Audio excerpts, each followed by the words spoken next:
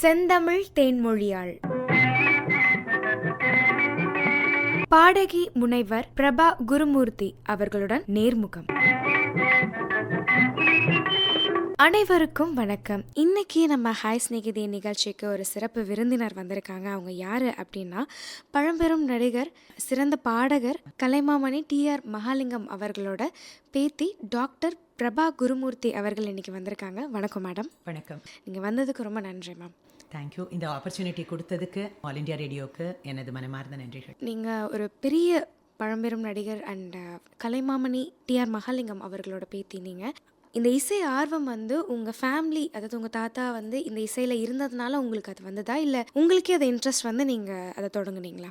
தாத்தாவால் தான் வந்தது அப்படின்னு சொல்கிறது தான் உண்மை. ஏன்னா அவர் இந்த ஒரு இசைத்துறையில் இல்லைன்னா ஒரு ஐடியா வந்திருக்காதோ தெரியாது. பட் என்னோட சித்தி தான் எனக்கு குரு. அதாவது TR மகாலிங்கத்தோட இளைய மகள் சாவித்ரி மகாலட்சுமின்னு இப்போ அவங்க இல்லை. அவங்க தான் என்னோட குரு. அவங்க கிட்ட தான் முறையாக கர்நாடக சங்கீதம் கற்றுக்கிட்டேன் நான். அதனால அந்த இசை ஆர்வம் தாத்தாவோட அந்த பாரம்பரியத்தில் வந்தது. நிறைய சித்தியை பார்த்ததுனால அதில் ஒரு இன்ட்ரெஸ்ட்டும் கூட இருந்தது. அதனால தான் இசைத்துறைக்கு நானும் வந்தது. Super ma'am. ஸோ இப்போ நான் உங்கள்கிட்ட அடுத்து என்ன கேள்வி கேட்கலான் இருந்தேன் அப்படின்னா, உங்களோட குரு யார்? நீங்கள் உங்கள் தாத்தா கிட்டே நீங்கள் கற்றுக்கிட்டீங்களா? அவரே உங்களுக்கு குருவாக இருந்தாரா அப்படின்னு நீங்கள் சொன்னீங்க. ஃபஸ்ட்டு சித்தி எனக்கு குருவாக இருந்திருந்தாங்க அப்படின்ட்டு. அவர் உங்களுக்கு குருவாக இருக்கிறதுக்கான வாய்ப்பு உங்களுக்கு கிடைச்சதா? இல்லை, அந்த அளவுக்கு புண்ணியம் பண்ணலையோன்னு நினைக்கிறேன் நான். ஏன்னா என்னுடைய 8வது வயசில் தாத்தா இறந்துட்டாங்க. அதனால அதுக்கப்புறம் சித்தி தான் அதுக்கு அடுத்து பாட ஆரம்பித்தது, தாத்தாக்கு அப்புறம் எங்கள் ஃபேமிலியில். அதனால தாத்தா கிட்ட பாட்டு கற்றுக்கிற அந்த ஒரு பாக்கியம் எனக்கு இல்லை அப்படின்னு தான் நான் சொல்லணும். பாடல்கள் நிறைய கேட்டு வளர்ந்துருக்கோம். அவருடைய நிறைய நாடகங்கள், கச்சேரிகள் அதெல்லாம் போனது எல்லாம் ஞாபகம் இல்லை. ஆனால் சில வேளைகளில் ஒரு பசுமையான ஒரு நினைவு இருக்குது. ஒரு சில ப்ரோக்ராம்ஸ் அட்டன் பண்ணது ஞாபகம் இருக்குது. பட் அந்த பாக்கியத்துக்கு நான் இந்த ஜென்மால இல்லை அது. Okay ma'am. ஸோ நீங்கள் இந்த இசை பயணம் எந்த வயசுலேருந்து ஸ்டார்ட் பண்ணீங்க? நான் என்னோட 4வது வயசுலேருந்து பாடிட்டு இருக்கேன். 4வது வயசுலேருந்து கிட்டத்தட்ட 50 ஆண்டுகள் ஆயிடுத்து. ஏன்னா அந்த பாட்டில் எனக்கு ரொம்பவே இன்ட்ரெஸ்ட் உண்டு. எங்கள் வீட்டில் எல்லாருமே பாடுவாங்க.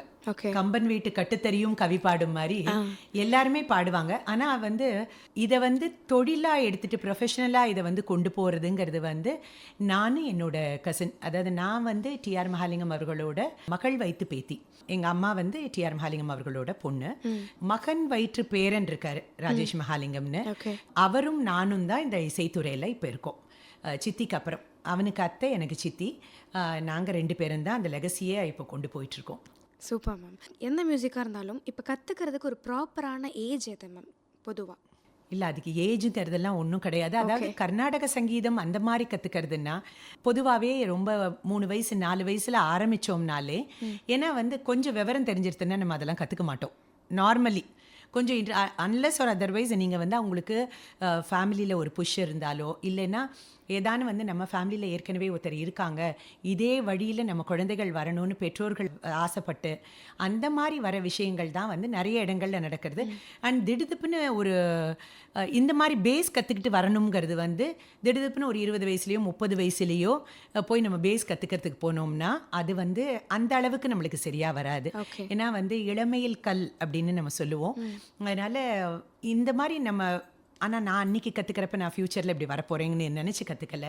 எனக்கு பாட்டு பிடிக்கும், எங்கள் சித்தியை ரொம்ப பிடிக்கும், தாத்தாவை ரொம்ப பிடிக்கும். அதில் கற்றுக்க ஆரம்பித்தது தான். அது பின்னாளில் அது இப்படி நிற்க போகிறதுன்னு நானுமே அதை நினச்சி பார்க்கல. அதனால வரைமுறை கிடையாது. இப்போ நானே என்னோட இதில் பாடுறவங்களுக்கெல்லாம் சொல்லுவேன், கர்நாடக சங்கீதம் கற்றுக்கிட்டாதான் மீதி சங்கீதங்கள் பாட முடியுங்கிறது கிடையாதுங்கிறது என்னோட இது. ஏன்னா ஓவர பீரியட் ஆஃப் டைம் நான் தெரிஞ்சுது அதில். ஆனால் அது எப்படி நம்மளுக்கு ஒரு கண்டிப்பாக ஒரு கை கொடுக்கும்னா, தாளமோ ஸ்ருதியோ தவறாமல் பாடுறதுக்கு அந்த பேஸ் இருந்ததுன்னா அது உங்களுக்கு ரொம்பவே ஹெல்ப்ஃபுல்லாக இருக்கும். அது அப்படிங்கிறது என்னுடைய அனுபவத்தில் வந்தது. Okay ma'am, super ma'am. So இப்போ நீங்கள் முதல் தடவையாக நீங்கள் அந்த பாட்டெல்லாம் கற்றுக்கிட்டதுக்கப்புறம் முதல் தடவையாக மேடை ஏறி பாடியிருப்பீங்களா? அந்த அனுபவம் எப்படி இருந்தது உங்களுக்கு? அப்போல்லாம் தெரியல எனக்கு. அந்த அனுபவங்கள்லாம் அப்போல்லாம் எனக்கு அதை கணக்கிடவும் தெரியல, அதை சொல்லவும் தெரியல. அப்படி ஒரு பூரிப்போ அப்படி ஒரு விஷயமோ அப்போ ஒன்றும் தெரியல. இப்போ இப்போ அதெல்லாம் கிராஸ் பண்ணி ரொம்ப தூரத்துக்கு வந்ததுனால இப்பயுமே அது ஒரு பெரிய விஷயமா இல்லை எனக்கு. நான் எல்லா மேடைகளுமே புது மேடையாக தான் பார்க்கறதுக்கு வழக்கம் உண்டு. எந்த ஒரு ப்ரோக்ராம் போனாலுமே இன்னைக்கு இந்த மேடை எனக்கு ஒரு அனுபவத்தை கொடுக்க போகிறது அப்படின்னு எனக்கு எப்போதுமே பாடுறதுங்கிறது ஒரு ஹாப்பினஸ் கொடுக்கக்கூடிய ஒரு விஷயம். அதனால முதல் மேடை ரெண்டாவது மேடையெல்லாம் எனக்கு கிடையாது. எல்லா மேடைகளும் எனக்கு ஒரே மாதிரி தான். Super ma'am. ஒரு லெஜண்ட் ஃபேமிலியிலேருந்து வந்திருக்கீங்க நீங்கள். இப்போ இந்த பாடல்கள் பாடிட்டுருக்கும்போது ஒரு நார்மலாக சங்கீதம் கற்று வந்துட்டுருக்கவங்களுக்கும் நம்ம அந்த ஃபேமிலியும் ஒரு பாட்டு ஃபேமிலி தான், ஒரு மியூசிக் ஃபேமிலி அப்படின்னு சொல்லலாம். ஒரு இடத்துல நம்ம ஃபேமிலியே நம்ம பாட்டு பாடுறாங்க அப்படின்றதுனால நம்மளுக்கு இது ஈஸியாக இருக்கும் அப்படின்ற மாதிரி ஏதோ ஒரு தருணத்தில் நீங்கள் நினச்சிருந்துருக்கீங்களா? இல்லை, ஃபேமிலி பாடுறதுனால ஈஸியாக அப்படி பார்த்தீங்கன்னா நாங்கள் எல்லாருமே கொஞ்சம் பெரிய ஃபேமிலி எங்களோடது. நிறைய கசின்ஸ் இருக்காங்க. எங்க கூட பிறந்தவங்களே 4 சிஸ்டர்ஸ். நாங்கள் எல்லாருமே பிரதர்ஸ் கிடையாது. எல்லாருமே பாடுவோம். ஆனால் மேடைக்கு யார் வந்தாங்கங்கிறது ஒரு விஷயம் இருக்கு இல்லையா? அதனால இந்த அஃப்கோர்ஸ் அதில் ஒன்றும் மாற்று கருத்தே இல்லை. ஒரு நல்ல ஒரு பாரம்பரியமான ஒரு இசை குடும்பத்திலேருந்து வந்ததுனால தான் இந்த ஒரு வாய்ப்புங்கிறதுக்கு மாற்று கருத்து இல்லை. ஆனால் நீங்கள் கேட்குறாப்புல இந்த ஃபேமிலினால தான் பாடுவேனான்னு எனக்கு தெரியல. ஆனால் வாய்ப்பு இருந்ததுன்னா ஒருவேளை எத்தனையோ பேர் பாடுறாங்க, எல்லாரும் இசை குடும்பத்திலேருந்து வராங்க, எல்லாருக்கும் அந்த வாய்ப்பு கிடைக்கிறது இல்லை. அண்ட் நிறைய இசை குடும்பத்தில் இருக்கிறவங்க பாடாமல் இருக்கிறவங்களும் இருக்காங்க. கண்டிப்பாக. அதனால அதை அப்படி நான் எடுத்துக்கலை. அதாவது எதுக்குமே பொதுவாக நான் சொல்லக்கூடிய விஷயம் எல்லாத்துலேயுமே நம்மளுக்கு ஒரு பேஷன் அண்ட் கமிட்மெண்ட் வேணும். அந்த பேஷன் எனக்கு அது இந்த பாட்டில் இருக்குது அப்படிங்கிறது தான் என்னோட ஒரு. Super ma'am. மேம், இப்போ நீங்கள் light music, devotional song, semi கிளாசிக்கலாக அந்த மாதிரி மியூசிக்ஸ் நீங்கள் பாடிட்டுருக்கீங்க மேம். இதே மாதிரி தான் தாத்தாவும் இதே மாதிரி சினி சாங்ஸ், டிவோஷனல்ஸ் அப்படின்னு ஸ்டார்ட் பண்ணாரா அவரோட கரியரை? இல்லை, தாத்தா முறைப்படி சங்கீதம் கற்றுக்கிட்டாரு தாத்தா.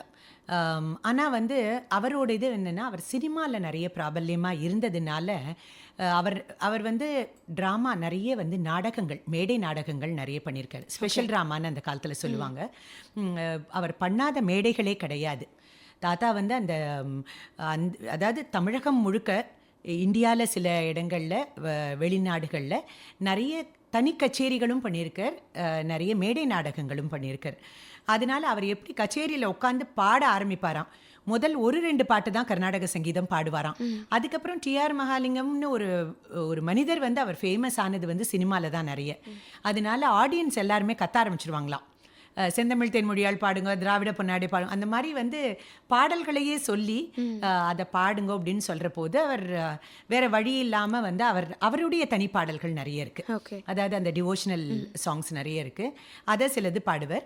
அதுக்கப்புறம் நிறைய சினிமா பாடல்கள் ஆகிடும் அந்த கச்சேரியே. கர்நாடக சங்கீதம்னு தனியாக பாடுறா, ஆனால் அவர் ரொம்ப அருமையாக கர்நாடக சங்கீதம் பாடக்கூடியவர். அது அவர் எல்லா ஜானரும் பாடுவர். அதெல்லாம் அவரை சொல்லி நம்மளை சொல்ல முடியாது, நம்மளும் பாடுறோம் தான் சொல்லிக்க முடியும். Okay ma'am. நீங்கள் கர்நாடிக் மியூசிக் நீங்கள் அதில் இருக்க ஒரு இன்ட்ரெஸ்ட் அப்படிங்கிறத விட light music and devotional song நீங்கள் அதிகமாக பாடுறீங்க. உங்களுக்கு இதில் ஏன் அதிகமான ஆர்வம்? அதாவது நான் படித்ததெல்லாம் தாத்தா வீட்டிலேருந்து தான். மாமா தான் வளர்த்தார், எல்லாம் பண்ணினார். மாமா வீட்டிலேருந்து படித்து முடிச்சுட்டு +2 முடித்ததுக்கப்புறம் தான் சென்னை வந்தேன் நான். அதுக்கப்புறம் சென்னை நம்ம பாட ஆரம்பிக்கலாம்ங்கிற போது அப்போ எங்கள் சித்தி மதுரையில் இருந்துட்டு இருந்தாங்க. அவங்க தமிழகம் முழுக்க நிறைய கச்சேரிகள்லாம் பண்ணிகிட்டு இருந்தாங்க. அப்போ அங்கேருந்து ஒரு பிரிஞ்சு வரக்கூடிய ஒரு சூழல் ஏற்பட்டது. நான் பாட ஆரம்பிக்கணும்னு நினைக்கிற போது என்ன பாடுறதுன்னே எனக்கு முதல்ல தெரியல. ஏன்னா எனக்கு அந்த அளவுக்கு பக்குவம் இல்லை. அப்போ நான் யோசிக்கிற போது எது பாடினா சரியாக இருக்கும்னா, ஏன் நான் அந்த கர்நாடக சங்கீதத்துக்குள்ளே போகலைன்னா, ஈவன் தோ நான் கற்றுண்டேன்னா கூட ஏன் அதுக்குள்ளே போகலை அப்படின்னா, அதில் நீங்கள் சும்மாலாம் போய் பாடிட முடியாது. ப்ராக்டிஸ், அதாவது டெய்லியே நீங்கள் அப்டேட் ஆகிக்கணும். அண்ட் அதுக்கு நிறைய எங்கள் சித்திலாம் காலையில் எங்கள் தாத்தா பாடுறதை கேட்டிருக்கேன்.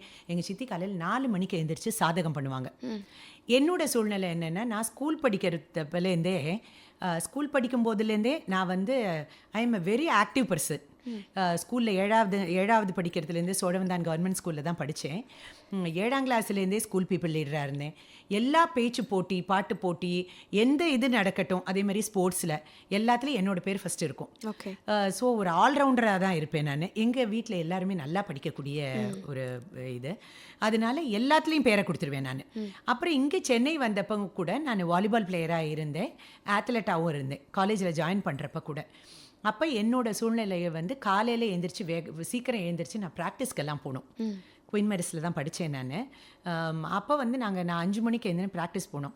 அப்போ இந்த ப்ராக்டிஸ் எல்லாம் பண்ண முடியாது, ஏன்னா அப்போ ஃபோக்கஸ் வேறையாக இருந்தது, காலேஜ் படிக்கணும் அப்படினால. ஸோ அதனால வந்து அன்லெஸ் ஆர் அதர்வைஸ் நம்ம ஒரு குருவை வச்சு தொடர்ந்தேத்தியாக அதை வந்து பாடிட்டே இருந்தால் தான் அது வரும். அதை விட்டுட்டோம்னா வராது. ஏன்னா எவ்ரிடே அப்டேட் வேணும், எவ்ரிடே ப்ராக்டிஸ் வேணும். நீங்கள் உடனே அடுத்த கேள்வி என்ன கேட்கலாம், இந்த பாடல்களுக்கு உனக்கு எவ்ரிடே ப்ராக்டிஸ் தேவையில்லையான்னு கேட்கலாம்.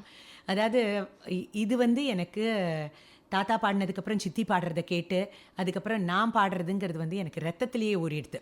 ஓகே. அதனால இதுக்கு தனியாக நான் ஒன்றும் ப்ராக்டிஸ் பண்ணி போய் பாட வேண்டிய ஒரு சூழல் இல்லை. இன்றைக்கும் நீங்கள் இப்போ கூப்பிட்டு எனக்கு கச்சேரி ஒன்று ஏற்பாடு பண்ணுறேன்னா டக்குன்னு 10 பாட்டு இப்போ நான் ஓப்பன் பண்ணி பாடக்கூடிய அளவுக்கு ஒரு ப்ராக்டிஸ் ஆகிடுது. அதில் நான் இதை எடுத்துக்கிறாப்பில் அதை நான் எடுத்துக்க முடியாது. ஏன்னா அதில் வந்து ரொம்பவே என்னை எக்யூப் பண்ணிக்கணும். அதுலேயும் பத்தாமல் அந்த சூழ்நிலையில் இருந்த பல்வேறு ஜாம்பவான்கள் இப்பயும் இருக்காங்க. அவங்கெல்லாம் அவங்களுக்கு நடுவில் நம்ம போய் அதில் பரிமளித்து நம்ம முன்னாடி வரதுங்கிறது வந்து கொஞ்சம் கஷ்டமான காரியம்தான். ஏன்னா அதுலேயே வந்து ரொம்ப பிராபல்யமானவங்க. இப்போ நீங்கள் இந்த மார்கழி இசை விழாலாம் பார்த்தீங்கன்னா ப்ராமினெண்ட்டாக இருக்கக்கூடிய பல்வேறு நிறைய பேர் இருக்காங்க. நம்ம பேரே சொல்ல வேண்டாம், எல்லாருக்கும் தெரியும். தொடர்ந்தேத்தியாக பாடக்கூடிய ஜாம்பவான்கள் இருக்கிறதுக்கு மத்தியில் நம்ம போனால் நான் ஒருவேளை நான் இருப்பேன் இல்லைங்கிறதே தெரியாத லெவலில் தான் இருந்திருக்கணுமா இருக்கும். ஸோ இந்த லெவல் நான் அதில் போயிருந்தேன்னா ரீச் ஆகிருந்திருக்க முடியாதோ அப்படிங்கிறது தான் என்னோட கருத்து. Okay ma'am. ஸோ இப்போ நீங்கள் சொன்னீங்கன்னா நான் இப்போது ஒரு கச்சேரி நாங்கள் வைக்கிறோம் இப்போனா கூட நான் ஒரு 10 பாட்டு நான் பாடிடுவேன் அப்படின்னு நீங்கள் சொன்னீங்க. எங்களுக்காக ஒரு பாட்டு பாட முடியுமா? காற்றினில் பிறந்தவளோ புதிதாய் கற்பனை வடித்தவளோ, சேற்றினில் மலர்ந்த செந்தாமரையோ ஜவந்தி பூச்சரமோ, அவள் செந்தமிழ் தேன் மொழியாள் நிலாவென சிரிக்கும் மலர் கொடியாள், நிலாவென சிரிக்கும் மலர் கொடியாள், பைங்கனி இதழில் பழரசம் தருவாள் பருகிட தலை குனிவாள். சாதாரணமாக இப்போது என்னோட வாய்ஸ் பார்த்தீங்கன்னா கொஞ்சம் பேஸ் ஜாஸ்தி இருக்கும். இப்போது அதாவது நான் அதுக்கு காரணமும் இருக்குது. சின்ன குழந்தையில் வந்து நான் கர்நாடகா சங்கீதம் கற்றுன்றதுனால அப்போ தெரியாது பின்னால் நம்ம லைட் மியூசிக் பாட போகிறோம், எப்படி பாடணும், எப்படி இது. அப்போல்லாம் வந்து ஓப்பன் மவுத் பாடு, இப்படியே பாடி ட்ரெயின் பண்ணதுனால அந்த ஒரு போல்டாக பாடக்கூடிய ஒரு இது. இப்போயுமே பார்த்தீங்கன்னா என்னோடய வாய்ஸ் பார்த்தீங்கன்னா கொஞ்சம் டெப்த் ஜாஸ்தி இருக்கும். அதனால நான் வந்து மேக்ஸிமம் எப்போதுமே நான் எம் வாய்ஸ் ட்ரெயினர் ஆல்சோ. நான் அதில் என்ன சொல்லுவேன்னா, எது நம்மளுக்கு வருமோ அதை நம்ம பாடணும். அதாவது நம்மளுக்கு இப்போ என்னோட வாய்ஸில் வந்து இப்போ ஒரு சுஷீலா அம்மாவோ ஒரு ஜானகி அம்மாவோ அவங்களோட வாய்ஸை கொண்டு வந்து இப்போ பாடுன்னு சொன்னால் அந்த கீச்சின வாய்ஸ் எனக்கு வராது. Because I was not trained in that way. அதை விட நீங்கள் இப்போது எஸ்வரலட்சுமி அம்மா பாடல்களை பாடு, இல்லை பானுமதி அம்மா பாடல் பாடு அப்படின்னா என்னோட வாய்ஸ்க்கு அது மேட்சிங்காக இருக்கும். இப்போது எஸ்வரலட்சுமி அம்மா பாடல் அவங்களோட ரொம்ப ஆர்டன்ட் ஃபேன் நான். ஏன்னா ஒரு லேடிக்கு அப்படி ஒரு ஓப்பன் வாய்ஸுங்கிறது வந்து ரொம்ப அது கஷ்டம். அந்த மாதிரி ஒரு வாய்ஸ் இருக்கிறது இன்றைக்கும் வந்து அந்த போல்ட்னஸ் கேபி சுந்தராம்பலம்மா அந்த மாதிரி இருக்கிறவங்களோட வாய்ஸ் எல்லாம் வந்து அவங்கள மாதிரி பாட முடியாது. அதில் வந்து நான் எப்போதுமே ரொம்ப விரும்பி பாடக்கூடிய எஸ்வரலட்சுமி அம்மா பாடல் அப்படின்னு பார்த்தா, எடு தந்தானடி தில்லையிலே அதை பாட வந்தேன் அவன் எல்லையிலே, இறைவனை நாட இன்னிசை பாட திருமுறை கூறிடும் அறநெறி கூட, எடுத்தந்தானடி தில்லையிலே அப்படின்னு. அதாவது இதெல்லாம் எனக்கு மேட்ச் ஆகக்கூடிய பாடல்கள். நான் எல்லாரையுமே என்னென்னா வாய்ஸ் செக் பண்ணுறப்பயே அவங்களுக்கு இந்த வாய்ஸ் எடுங்கோ, அந்த வாய்ஸ் உங்களுக்கு கம்ஃபர்டபுளா சூட் ஆகும் அப்படின்னு அவங்களுக்கு நானே சொல்றது. முதல்ல நான் அப்படி இருக்கணும் இல்லையா? கண்டிப்பா மேம். அடுத்தவங்களுக்கு சொல்ற போது முதல்ல நான் கச்சாமுச்சான்னு எதையோ எடுத்து பாடி, ஏன்னா வந்து எனக்கு மீதி இருக்கிறவங்கள விட எனக்கு பொறுப்பு ஜாஸ்தி. நீங்க இப்போ இந்த இன்டர்வியூ ஆரம்பிச்சதுல இருந்து நீங்க தாத்தாவை பத்தி பல தடவை கோட் பண்ணிட்டு அப்படிங்கிறப்போ எனக்கு வந்து அதுல ஒரு பொறுப்பும் இருக்கு. Yes ma'am. ஒரு பாடகிங்கிறத தாண்டி நம்ம வந்து அவரோட பேரையும் சேர்த்து காப்பாற்றணும் அப்படிங்கிற ஒரு பொறுப்பு இருக்கு. ஏன்னா அவர் வந்து தலை சிறந்த பாடகர். டி.ஆர். மகாலிங்கம் அவர்கள்னா அவரை மாதிரி பாட இனிமே யாராலே முடியாது, அப்படி ஒரு பேர் வாங்கின ஒரு மகானவர். கண்டிப்பா. அவரோட பேரை சொல்றதுக்கு கூட நம்மளுக்கு வந்து அருகதை இருக்காங்கிறது நம்ம யோசிச்சு பார்த்துக்க வேண்டியது. ஆனா கூட இந்த மாதிரி இருக்கிற போது எனக்கு வாய்ஸுக்கு எது சூட் ஆகுமோ அந்த மாதிரி பாடல்கள் தான் நிறைய. மோஸ்ட்லி ஐ சிங் ஆல் மேல் வாய்ஸஸ். அதில் வந்து எங்கள் சித்தி வந்து காவியம்மா, விண்ணோடு முகிலோடும், இதெல்லாம் வந்து டபுள் வாய்ஸ் பாடுவாங்க. அவங்க வந்து மேல் மாதிரி பாடுவாங்க, ஃபீமேல் மாதிரி பாடுவாங்க. உடனே ஸ்விட்ச் ஓவர் பண்ணி தாத்தா பாடல்களையும் அந்த மாதிரி. அதை கேட்டு கேட்டு வந்த இதுவோ என்னவோ தெரியல, எனக்குமே அதில் கொஞ்சம். ஆனால் டபுள் வாய்ஸ் நான் பாட மாட்டேன், நான் சிங்கிள் வாய்ஸ் தான் பாடுவேன். அவர் சி. ஜெயராமன் ஐயாவோட குரலையும் நான் பாடுவேன் அதில். அதே மாதிரி இன்னொரு விஷயம் நான் எப்போதுமே என்ன நினைக்கிறது உண்டுன்னா, மேபி அதுக்கு ஒரு காரணமும் இருக்கு. நம்மளுக்கு எது வருதோ அதை தான் நான் வருதுன்னு சொல்றத வந்து நம்மளால எது முடியும், எல்லாரையும் மாதிரி நம்ம வந்து எல்லா 10 பேர் ஒரே மாதிரி இருக்காங்கன்னா நம்ம அதுலேருந்து கொஞ்சம் டிஃப்ரெண்ட்டாக இருக்கணும். யாரும் பண்ணாததை நம்ம பண்ணணும். எல்லாரும் பண்ணுறதை நானும் பண்ணுறதுல ஒரு பெரிய விஷயம் இல்லை இல்லையா? அதனால நம்ம வந்து ஒரு பேர் வாங்கினோம்னா கூட ஒரு வித்தியாசமான ஒரு இதுவாக பண்ணணுங்கிறது எப்போதுமே நான் யோசிக்கிறது உண்டு. நிறைய எஸ்பிபி சாரோட பாட்டு, யேசுதாஸ் சாரோட பாட்டு, இந்த மாதிரியும் நிறைய நான் பாடுவேன் எப்போதுமே. இதெல்லாம் வந்து எனக்கு பிடிச்ச விஷயம். அதனால அஃப்கோர்ஸ் இப்போயும் வந்து அது சமூகத்துலேயும் அதுக்கு ஒரு அங்கீகாரம் இருக்க தான் செய்யறது. இஃப் அட் ஆல் நான் ஃபீமேல் பாட போகிறேன்னா சோலோ எடுத்து தான் பாடுவேன். சுஷிலாமா பாடல்களாக இருக்கட்டும், அந்த பிச்சு போலேன்னா கூட ஓரளவு வந்து நான் பாடுறத வச்சு இது இவங்க பாடினது அப்படின்னு கண்டுபிடிச்சிடலாம். அந்த அளவுக்கு தான் பாடுவேன். பானுமதி அம்மா எனக்கு ரொம்ப பிடிக்கும், அவங்க அருமையாக, அவங்களும் ஒரு லெஜெண்ட் அவங்களும். ஸோ அதுதான். Super ma'am. இப்போ வந்து நீங்கள் ஒரு பாட்டு பாடி காமிச்சிருந்தீங்க. ஸோ உங்கள் வாய்ஸ்லேயே லைட் மியூசிக் சாங் ஏதாவது ஒன்று பாடி காட்ட முடியுமா? ராசாத்தி ஒன்று காணாத நெஞ்சு காத்தாடி போலாடுது, பொழுதாகி போச்சு விளக்கேத்தியாச்சு, பொன்மானே ஒன்று தேடுது, ராசாத்தி ஒன்று காணாத நெஞ்சு காத்தாடி போலாடுது. இந்த இசை பயணம் ஃபுல்லாக சொல்லியிருந்தீங்க மேம். ஆனால் இதில் உங்களுக்கு இந்த ஆர்கெஸ்ட்ரா வைக்கணும் அப்படிங்கிற ஒரு எண்ணம் உங்களுக்கு எங்கே தோணுச்சு? அதாவது ஆட்கள் தான் மாறித்தே ஒழிய ஆர்கெஸ்ட்ரா ப்ரோக்ராம்ஸ் தான் முதல்ல இனிஷியல் ஸ்டேஜஸில் நானும் என்னோட கசின் டாக்டர் ராஜேஷ் மகாலிங்கமும் சேர்ந்து டிஆர்எம்ஸ் சென்னை கிளாசிக் ஆர்கெஸ்ட்ரான்னு பண்ணிகிட்டு இருந்தோம். தொடர்ந்து நிறைய தமிழகம் எங்கும் அது ப்ரோக்ராம்ஸ் எல்லாம் பண்ணிகிட்டு இருந்தோம். அதுக்கப்புறம் வந்து ஒரு சூழலில் சென்னை வந்ததுக்கு அப்புறமே தனியாக வந்து ஆரம்பிக்கிற போது சின்ன சின்ன லெவலில் தான் பண்ணிகிட்டு இருந்தேன். ரொம்ப பெரிய லெவல்லலாம் அப்போ பாட ஆரம்பிக்கலை.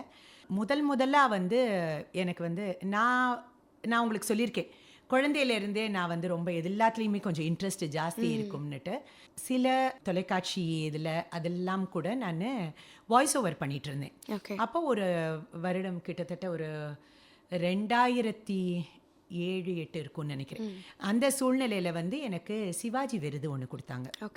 அப்போ வந்து அவங்க என்ன பண்ணாங்க, அப்போ நான் வந்து ஒரு தனியார் தொலைக்காட்சியில் வந்து வாய்ஸ் ஓவர் பண்ணிகிட்டு இருந்தேன். 2006 நினைக்கிறேன். என்னை செலக்ட் பண்ணது best voice over artist for the இயர்னு தான் செலக்ட் பண்ணாங்க.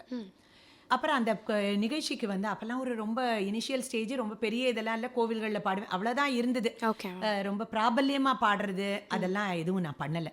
இந்த இதில் கூப்பிட்டு வந்து கடைசியில் என்னாச்சு, அங்கே வந்து நீங்களே நிகழ்ச்சி தொகுப்பு பண்ணுறீங்களான்னு கேட்டாங்க. எனக்கு வந்து கரும்பு தின கூலியா அப்படின்னுட்டு, ஆகா அதுவா வாய்ப்பு வருது. எப்போதுமே நான் வந்து எந்த வாய்ப்பையும் தவற விட மாட்டேன். என்னோட நேச்சர் அது. நம்ம எப்படி போய் அந்த ஆடியன்ஸை நம்ம போய் பார்க்கறது, நம்ம ஏதோ ஒன்று பண்ணுறோம் அப்படிங்கிறதுலன்னு நான் சொன்னேன், சரி நான் பண்ணுறேன் அப்படின்னு சொன்னேன். அவங்க என்ன பண்ணிட்டாங்க, கடைசியில் வந்து விருது கொடுக்குற போது அந்த பர்டிகுலர் இயருக்கான சிறந்த வாய்ஸ் ஓவர் ஆர்டிஸ்ட் / சிறந்த பாடகி விருதுன்னு கொடுத்துட்டாங்க. எனக்கு வந்து ரொம்பவே அது சங்கடமாக இருந்தது.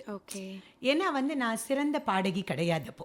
அதாவது பாடுவேங்கிறது வேற, நம்ம வந்து சிறந்த பாடகின்னா அன்னைக்கு வந்து அந்த மேடையில் நிறைய கிட்டத்தட்ட ஒரு 100 பேருக்கு மேலே அவார்டு வாங்கினாங்க. அதில் ரொம்ப பிராபல்யமாக அன்றைக்கி இருக்கிற தேதியில் இருக்கக்கூடியவர்கள் நிறைய பேர் அன்றைக்கி விருது வாங்கினாங்க. Okay ma'am. எனக்கு வந்து அது ரொம்ப கில்ட்டியாக இருந்தது அந்த அவார்டை வாங்குறதுக்கே. என்ன பண்ணணுன்னே தெரியல. நம்ம வந்து சிறந்த வாய்ஸ் ஓவர் ஆர்டிஸ்ட்னா நான் அதை ரொம்ப பெருமையாக நினச்சேன். ஏன்னா நம்ம வந்து இவ்வளோ தூரம் பண்ணுறதுக்கு நம்மளுக்கு ஒரு அங்கீகாரம் கிடச்சிருக்குன்னு. சிறந்த பாடகிங்கிறத என்னால் ஒத்துக்கவே முடியல. Okay ma'am. ஏன்னா நான் அந்த ஸ்டேஜில் அப்படி இல்லை. இதை வந்து அது வந்து கிட்டத்தட்ட நம்ம அந்த அக்டோபர் ரேஞ்சில் அக்டோபர் 1 அவங்க எவ்ரி இயர் பண்ணுவாங்க. எனக்கு என்ன பண்ணணுன்னே தெரியல. இது ஒரு 2-3 நாள் இது என்னை சுற்றி வந்துட்டு இருந்தேன். ஐயோ நீ இல்லாத ஒன்றை போய் நீ வாங்கியிருக்க, இல்லாத ஒன்று நீ அதுக்கு தகுதியே இல்லைன்னு என்ன நானே வந்து அதை சொல்லிகிட்டே இருந்தது. திடீர்னு நான் என்ன பண்ணேன், இப்படி இருக்கிற போது எனக்கு தெரிஞ்ச ஒருத்தர் வந்து நம்ம மயிலாப்பூர் பாபா கோவிலில் வந்து கச்சேரி எல்லாம் நடக்கிறது அப்படிங்கிறத பற்றி ஏதோ சாதாரணமாக எவ்ரி இயர் நடக்கும், பெரிய பெரிய ஆட்கள்லாம் வந்து பாடுவாங்க அப்படிலாம் சொன்ன உடனே எனக்கு டக்குன்னு ஒரு ஸ்பார்க் வந்தது. நம்ம போய் அங்கே கச்சேரி கேட்கக்கூடாது அப்படின்னு எனக்கு தோணிது. அப்போ எனக்கு அந்த பிரசிடென்ட் எல்லாம் எனக்கு தெரியும், இந்த ஒரு லெகசி இருக்கிறதுனால நிறைய பேரை எனக்கு தெரியும். அப்படிங்கிற போது அவர்கிட்ட வந்து ஃபோன் பண்ணேன் நான் இமீடியட்டாக. அந்த கேள்விப்பட்ட உடனே நான் ரொம்ப ஆக்ஷன் ஓரியன்ட் பர்சன். ஏதானு நீங்கள் இப்படி சொல்கிறதுக்குள்ளே நான் அதை செஞ்சுருவேன், அந்த மாதிரி ஒரு ஆள். அவருக்கு உடனே ஃபோன் பண்ணி அவர்கிட்ட கேட்டேன், எனக்கு ஏதானு இந்த இதில் நவராத்திரி நேரத்தில் எனக்கு ஏதானு ஒரு நிகழ்ச்சி கொடுக்குறேன். ஏன்னா I wanted to prove my self. நானும் ஒரு பாடகி இந்த வருஷம் முடியறதுக்குள்ளே அந்த ஆண்டுக்கான சிறந்த பாடகிங்கிறது சிறந்த இல்லைன்னா கூட அட்லீஸ்ட் ஒரு பாடகினாலும் நம்ம ப்ரூவ் பண்ணணும் அப்படின்னு சொல்லிட்டு. அப்போ வந்து அவரை கேட்ட உடனே அவர் சொன்னார், நேரில் வந்து லெட்டர் கொடுங்க பார்க்கலான்னு. ஆனால் அந்த ஆயுத பூஜை வரல ஃபிக்ஸ் ஆகிடுச்சு. ஓகே. அங்கே எதுவும் இடம் இல்லை. ஆனால் கூட அவர் நேரில் லெட்டர் கொடுங்க அப்படின்னு சொன்ன உடனே சரின்னு நான் போனேன். அங்கே இமீடியட்டாக ஆஃபீஸில் பர்மிஷன் போட்டு நேராக பாபா கோயில் போயிட்டேன். ஓகே. அவர் சொன்னார், நான் இருக்க மாட்டேன், ஆஃபீஸில் கொடுத்துருங்க பார்க்கலாம் அப்படின்னாரு. நீங்கள் நம்பவே மாட்டீங்க, நான் உள்ளே என்ட்ரி ஆகிறேன், பிரசிடென்ட் வெளியில் வராரு. ஓகே. நான் சாய்ராம் நீ உன்னோட இதுவா அப்படின்னு நினச்சிட்டு அவர்கிட்ட போனவுடனே அவரை இமீடியட்டாக கூப்பிட்டு, என்ன எல்லாரும் வராங்களா, ஒரு 4-5 நாள் இருக்குது அதுக்கு, எல்லாரும் ப்ரோக்ராம்லாம் எதுவும் கேன்சல் ஆகலை அப்படின்னு அவரோட அசிஸ்டண்ட் கூப்பிட்டு கேட்ட உடனே அவர் வந்து இல்லை எல்லாரும் வராங்க, வேறு எந்த மாற்றங்களும் இல்லை, நம்ம வேணால் 11ஆம் தேதி வேணால் வச்சுக்கலாம் இவங்களோடதுன்னு அவர் எதேர்ச்சியாக சொல்ல போக இவர் உடனே 11ஆம் தேதி நீங்கள் பண்ணிடுங்கன்ட்டார். ஓகே. எனக்கு என்ன சொல்லணுன்னே புரியல. ஆனால் நான் அதில் ஸ்டேஜ் வச்சு ஆர்கெஸ்ட்ரா வச்சு அப்படியெல்லாம் இன்னும் பாட ஆரம்பிக்கலை. ஓகே. அந்த சூழலில் திடீர்னு பார்த்தா என்ன பண்ணுறது, என்ன மாதிரி பாடல்கள் எடுக்கிறது, யாரை ஆர்கெஸ்ட்ராவா கூப்பிடுறது, ஏன்னா எனக்கு தெரியல, நான் எங்கேயும் வெளியில் போக மாட்டேன், எதுவுமே எனக்கு தெரியாது சென்னை சிட்டிக்குள்ளே. ஓகே. அப்போ எப்படி பண்ணுறதுன்னு தெரியலங்கிறப்ப தான் எங்கள் சித்திக்கு வந்து ஹார்மோனியம் வாசிப்பார். அதாவது திரு கோவை நடராஜன் அவர்கள் வந்து கலைமாமணி அவரும், அவர் வந்து தாத்தாக்கு வாசிச்சிருக்காரு, சித்திக்கு வாசிச்சிருக்காரு, அடுத்து எங்களுக்கும் வாசிக்கிறாரு. அவரை வந்து தேடி இருக்கேன் அப்படி தேடி சல்லடை போட்டு அட்லாஸ்ட் அவர் நம்பர் எடுத்தாச்சு.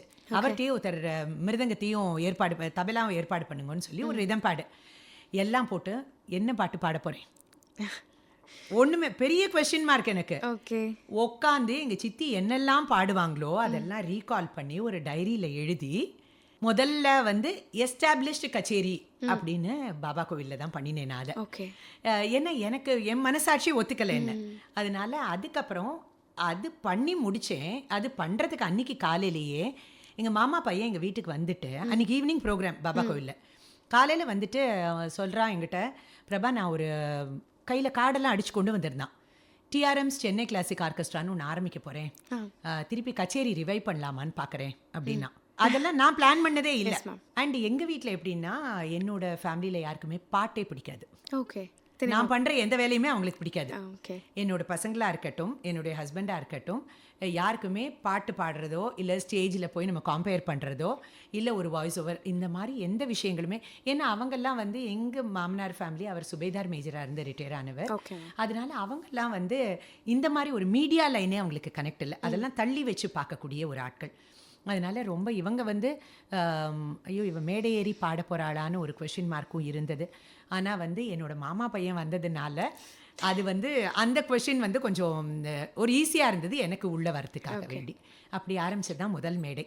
அந்த தனியாக வந்து மேடைன்னு தனியாக வச்சு நான் கச்சேரின்னு தனியாக பண்ணி அதெல்லாம் அதுக்கப்புறம் இப்போ நிறைய ஆயிரக்கணக்கான மேடைகள் பாடியாச்சு. ஸோ அப்படி ஆரம்பிச்சது தான் அது.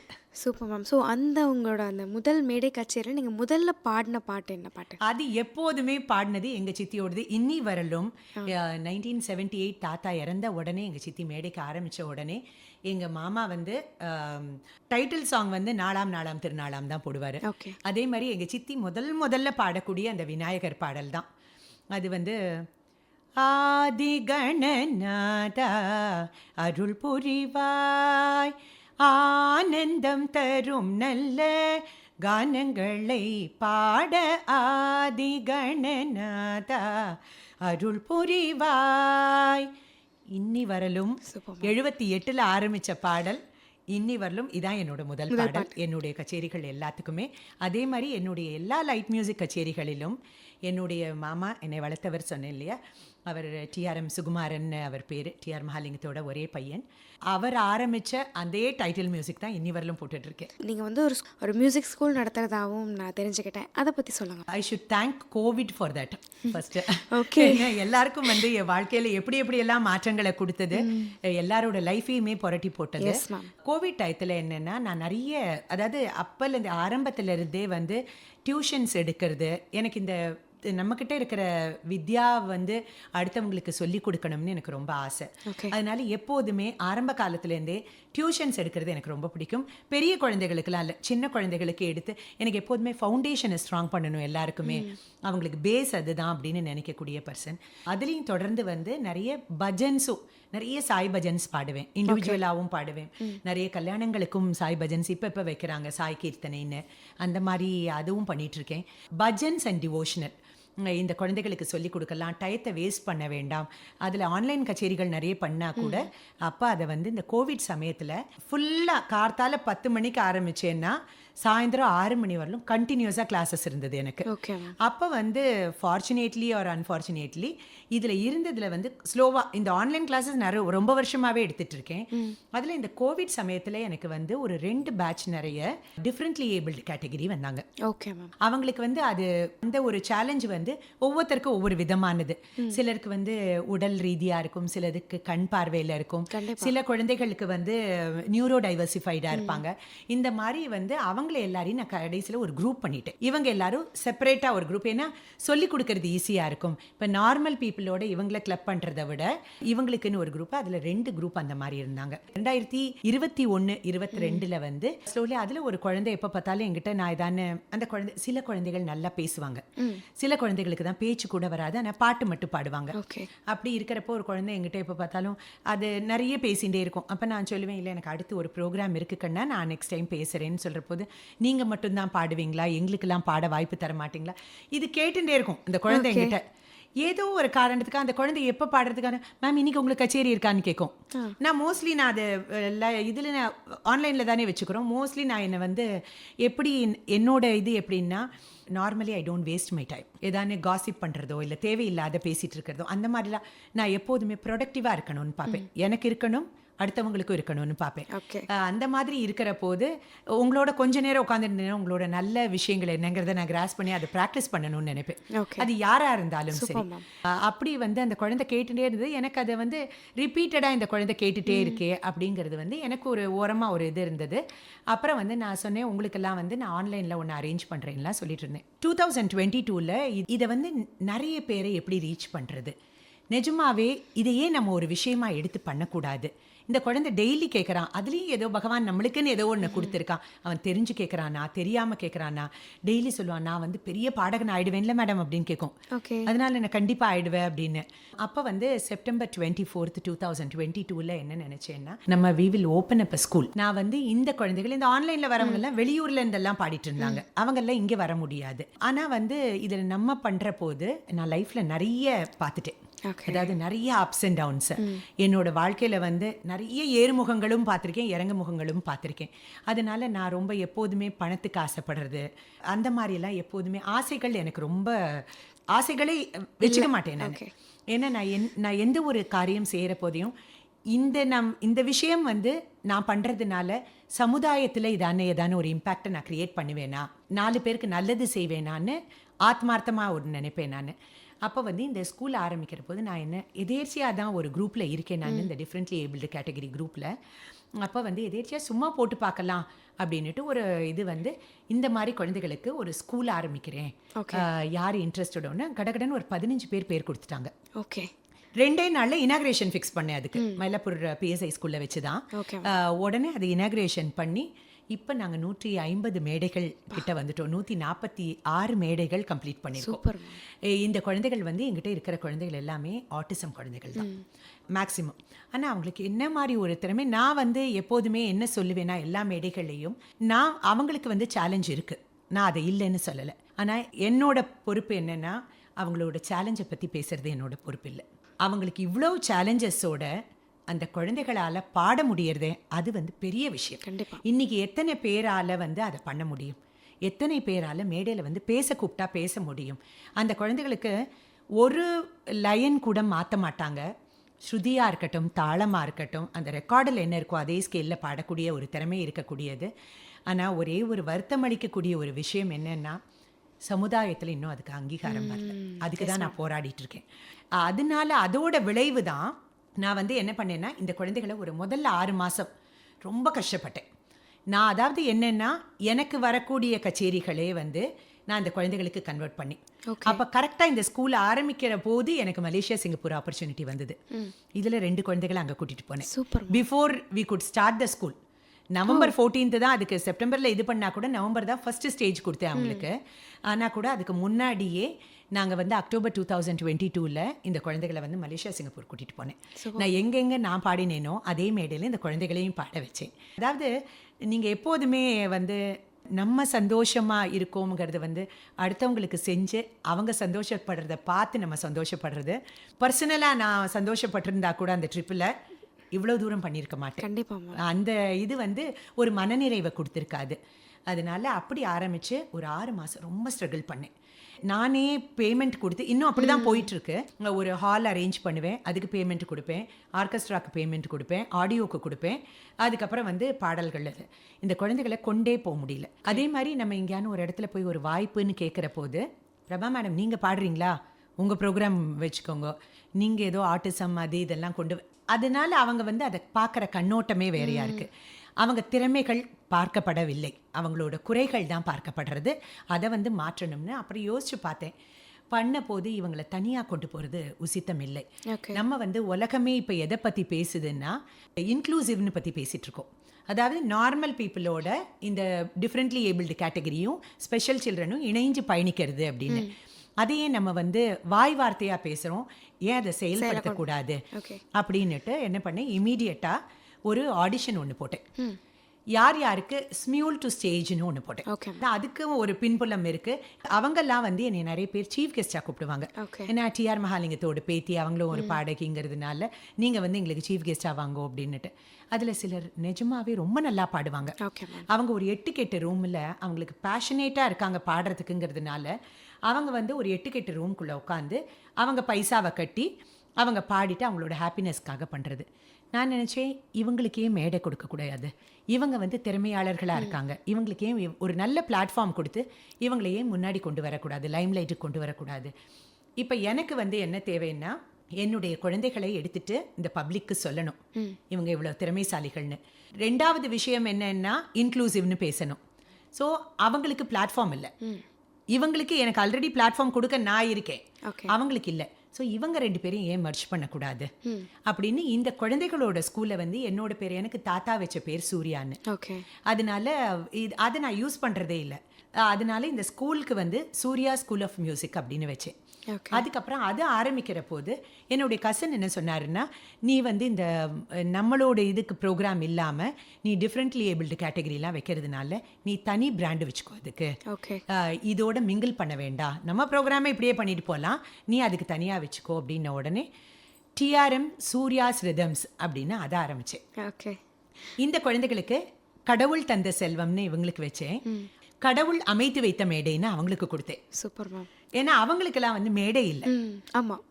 இது வந்து இந்த குழந்தைகள்லாம் வந்து தெய்வத்தால் ஆசீர்வதிக்கப்பட்ட, நிஜமாவே அந்த குழந்தைகளே தெய்வத்துக்கு ஒப்பானவர். கண்டிப்பாக. ஏன்னா ஒரு களங்கம் இல்லை, அவ்வளோ உண்மையானவர்கள்.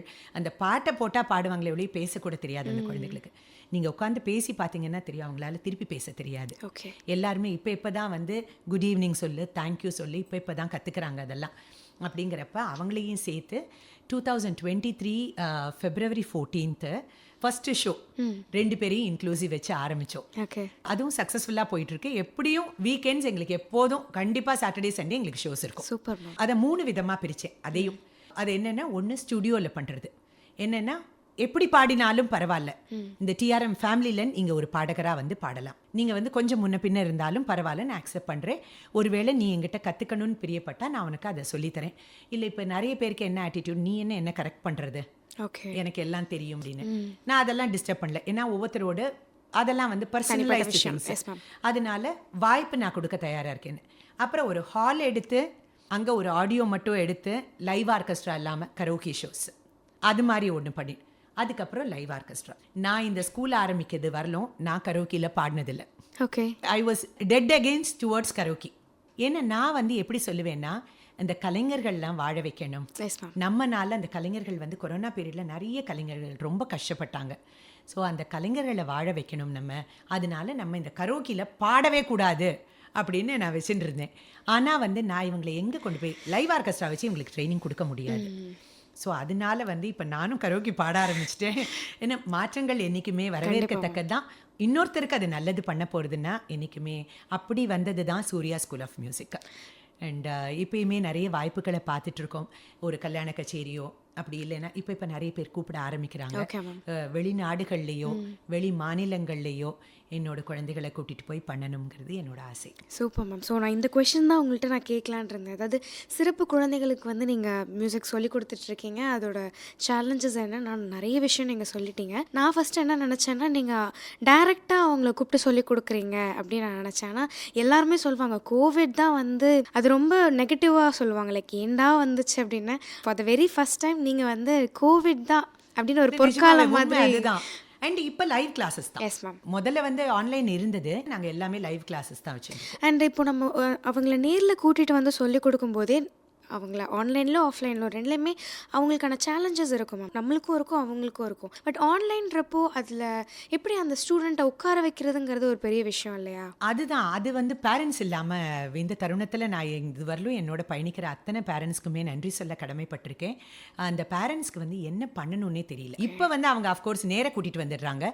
முதல்லலாம் ஆன்லைன் கிளாஸ் பண்ணுற போதெல்லாம் பாட்டுக்கு அவங்க அடிப்பணிவாங்க. அவங்களுக்கு பாட்டு ரொம்ப பிடிக்கும். ஓகே. அதே மாதிரி சில குழந்தைகள் பேசாது, அவங்களுக்கு இன்ஸ்ட்ருமெண்ட்ஸ் வாசிக்க பிடிக்கும். இப்போ நான் இன்ஸ்ட்ருமெண்ட்ஸ் இனாக்ரேட் பண்ணியிருக்கேன், ஒரு இடம் பார்த்துட்ருக்கேன். அடுத்த லெவலில் வந்து அந்த இன்ஸ்ட்ருமெண்டலும் அவங்களுக்கு சொல்லி கொடுத்து நிறைய டீச்சர்ஸ் வச்சு, எனக்கு எல்லாத்தையும் பண்ண முடியாது. ஸோ நிறைய ஒரு கீபோர்ட்னா அதுக்கு ஒரு மாஸ்டர் வச்சு, ஒரு தபேலானா அதுக்கு ஒரு மாஸ்டர் வச்சு, அந்த மாதிரி நிறைய குழந்தைகள் இந்த சூர்யா ஸ்கூல் ஆஃப் மியூசிக்னால பிரயோஜனப்படணும். அதை தவிர ஸ்கில் டெவலப்மெண்ட், என்னோட ஸ்கூல்லையே வந்து ஸ்கில் டெவலப்மெண்ட் கீழே தான் ரெஜிஸ்டர் பண்ணியிருக்கேன். அதனால் அவங்களுக்கு வந்து கைத்தொழில் சொல்லி கொடுத்து அவங்களுக்கு வேலை வாய்ப்பை ஏற்படுத்தணும் அப்படின்னு எனக்கு ஒரு ஆசை இருக்குது. அண்ட் இந்த மியூசிக் ஜேர்னியை பொறுத்தளவு ஃப்யூச்சர் விஷன் அண்ட் மிஷன் என்னன்னா, இந்த குழந்தைகளே மேடையில் வந்து ஆர்கெஸ்ட்ராவும் வாசிக்கணும், இந்த குழந்தைகள் பாடவும் செய்யணும். அதுதான் என்னுடைய நீண்ட நாள் கனவு அப்படின்றத சொல்லலாம். Super ma'am. லைக் இதோட நான் அச்சீவ்மெண்ட் பின்னாடி கேட்கலான்னு வச்சுருந்தேன், நீங்கள் முன்னாடியே சொல்லிட்டீங்க. அதாவது வந்து அந்த குழந்தைகளுக்கு வாய்ப்பு கொடுக்கறதுக்கான ஒரு தைரியம்னு சொல்லிக்கலாம் மேம். நம்ம மனசு எல்லாருக்குமே இருக்கும், வேண்டாம் அது செய்யறதுக்கான தைரியம் இருக்கா அப்படின்னு கேட்டால் இருக்காது. ஒருத்தரை பார்த்தா நம்மளுக்கு அவங்களுக்கு உதவி செய்யணும் நம்மளுக்கு தோணும், ஆனால் அதுக்கான ஒரு செயல் செய்கிறோமா அப்படின்னு கேட்டால் அது இருக்காது நம்மளுக்கு. ஆனால் எல்லாத்தையும் தாண்டி நம்ம செய்கிறோம் அப்படிங்கிறது வந்து ரொம்ப பெரிய விஷயம் மேம். சொல்லுவாங்கல்ல, தலை சிறந்த சொல் வந்து செயல் அப்படின்னு சொல்லுவாங்க. ரொம்ப பெரிய விஷயம் மேம் நீங்கள் செஞ்சிட்ருக்கிறது. ஸோ இப்போ இந்த குழந்தைகள் வந்து இப்போ ஆஃப்லைன் கிளாஸஸ் நீங்கள் கூட்டு வரீங்க அப்படின்னா கூட வித் பேரண்ட்ஸோடு தான் அவங்க கடைசி வரைக்குமே இருப்பாங்களா மேம்? ஸோ அவங்களுக்குன்னு தனியாக டீச்சர்ஸ் இப்போ மியூசிக் சொல்லிக் கொடுக்கறதுக்கு நீங்கள் இருக்கீங்க, பட் அவங்கள பார்த்துக்கிறதுக்கு அந்த மாதிரி தனியாக டீச்சர்ஸ் தான் பார்த்துக்கிறாங்க. ஏன்னா அவங்க எல்லாரோடையும் அகாமடேட் ஆக மாட்டாங்க. சில நேரங்களில் வந்து ஸ்டேஜில் அவங்க பாடுறப்ப கூட சில பப்ளிக்கை சில நேரம் பார்க்குறப்ப அவங்களுக்கு மூட் ஸ்விங்ஸ் வரலாம், வேரியேஷன் வரலாம், எப்போ எப்படி பிஹேவ் பண்ணுவாங்கன்னு தெரியாது. சில குழந்தைகள் வந்து மைக்கை போட்டு உடைக்கும், அடிக்கும். சோஃபார் இந்த குழந்தைகள் ஒவ்வொன்றும் எங்கிட்ட மியூசிக் கிளாஸ் வரலும் எங்கிட்ட அந்த மாதிரி எதுவுமே நடந்துட்டதில்லை இது வரலும். சோஃபார் இந்த ஒரு 3வது ஆண்டு விழா எங்களுக்கு வரப்போகுது. இது வரலும் வந்து அவங்க அந்த மாதிரி ஒரு இது இல்லை. ஆனால் பேரண்ட்ஸ் இல்லாமல் அவங்கள மேனேஜ் பண்ணுறது கஷ்டம். ஏன்னா அவங்க ஃபுல் அண்ட் ஃபுல் அவங்க தான் பார்த்துக்க வேண்டிய ஒரு சூழ்நிலையில் இருக்காங்க. நீங்கள் இதை சொன்னால் இன்னும் ஆச்சரியப்படுவீங்க. சில குழந்தைகளுக்கு சில பாடல்கள் பிடிக்காது. அதெல்லாம் பாட்டு செலக்ட் பண்ணோம் நம்ம. ஏன்னா வந்து நம்ம நினைச்சிட்டு இருப்போம் இந்த பாட்டு இந்த குழந்தை பாடினா நல்லா இருக்கும்னு. ஆனா இன்னொரு குழந்தைக்கு அந்த பாடலோ அந்த மியூசிக்கோ எதுவுமே பிடிக்காது. அதனால அந்த குழந்தை உடனே டென்ஷன் ஆயிடும், கத்தும், ஓடும். இது வந்து எந்த குழந்தைகளும் பாதிப்படையணும்னு நம்ம ப்ரோக்ராம் பண்ணல. இது வந்து அவங்களுக்கு ஒரு தெரப்பியா இருக்கணும், அவங்களுக்கு ஒரு நல்ல அவங்களோட வாழ்க்கையிலையும் ஒரு முன்னேற்றத்தை கொடுக்கணும் அப்படின்னு. இதையும் தாண்டி நீங்க கேட்டீங்க சமுதாயத்தில் எப்படி இருக்காங்கன்னா, நிறைய பேர் இந்த குழந்தைகளோட ப்ரோக்ராம்ஸ் பண்ணுற போது, ஐயோ மேடம் இந்த குழந்தைகள்லாம் பாடுறப்ப எங்களுக்கு நாங்கள் கண்ணால் ஜலம் விட்டோன்னு. நான் என்ன யோசிக்கிறேன்னா, சிம்பத்தட்டிக்கலாக அவங்கள பார்க்கவே வேண்டாம். ஏன்னா அவங்களுக்கு திறமைகள் வந்து அபரிவிதமாக இருக்குது. அவங்கக்கிட்ட பொதிஞ்சு கிடக்கு அந்த திறமை வந்து அவங்களுக்கு குறை கிடையாது. வேற ஏதோ எல்லாருக்குமே ஏதோ ஒரு குறை இருக்குது. கண்டிப்பாக நம்மளெல்லாம் யாரும் பிராண்ட் பண்ணலை, அந்த குழந்தைகளை பிராண்ட் பண்ணி வச்சுருக்கோம். அதனால அவங்கக்கிட்ட சொல்லுவேன், அதாவது சிம்பத்தி அவங்களுக்கு வேண்டாம், எம்பத்தி தான் வேணும். அண்ட் யாருமே முன் வந்து இந்த குழந்தைகளுக்கு ஏதான ஒரு சப்போர்ட். கலைஞர்களை நான் ரொம்ப கலையை நான் ரொம்ப மதிக்கிறவ. அது எப்பேற்பட்டவங்களானாலும் சரி, அவங்களோட யார்கிட்ட கலை இருந்தாலும் அவங்களுக்கு தலைவணங்கணுங்கிறது. நான் இந்த குடும்பத்தில் பிறந்துட்டு அதை கூட செய்யலைன்னா நான் பிறந்ததே வேஸ்ட்டு என்ன. அதனால அந்த கலைஞர்களையும் கலையும் மதிக்கணும். ஆனால் வந்து பெரிய பெரிய கச்சேரிகள்லாம் வரப்போகுது, நிறைய பேர் ஸ்பான்சர்ஸ் அதெல்லாம் வந்து நிறைய கொடுக்குறாங்க. பட் இன்னும் சமுதாயம் அந்த லெவலுக்கு வரல. எங்களுக்கு நாங்கள் ஒவ்வொரு தடவையும் நாங்கள் போராட்டத்தோடு தான் பண்ணிகிட்ருக்கோம். செல்ஃப் ஃபண்டிங்கில் தான் நாங்கள் வந்து அதை வந்து பண்ணிட்டுருக்கோமே ஒழிய யாருமே முன் வந்து இதை வந்து நாங்கள் பண்ணுறோம். ஆனால் வேறஸ் வந்து வேறு நார்மலாக நடக்கக்கூடிய இதுக்கெல்லாம் வந்து கோடியாக கொண்டு வந்து பணம் கொடுக்குறாங்க. அந்த அளவுக்கு நம்ம மாறணும். இவர்களுக்கும் திறமை இருக்குது, இந்த குழந்தைகளுக்கும் ஒரு அங்கீகாரம் வேணும்னு சமுதாயத்தில் அதுக்காக தான் போராடுறேன். கண்டிப்பாக நான் ஜெயிப்பேன், அந்த நம்பிக்கை எனக்கு இருக்குது. இன்னைக்கு இல்லை, என்னைக்கான ஒரு நாள் என்னுடைய எண்ணங்களுக்கு கதவுகள் திறக்கப்படாதான் என்ன, கண்டிப்பாக நடக்கும். அதுக்கு ரொம்ப நாள் இல்லையோ அப்படிங்கிறது தான் என்னோட இது. தொடர்ந்து நம்ம ஒரு விஷயத்தை பண்ணிகிட்டே இருக்கிற போது இயற்கையே அதுக்கு கூட ஒரு துணையாக இருக்குங்கிறது என்னோட ஒரு நம்பிக்கை.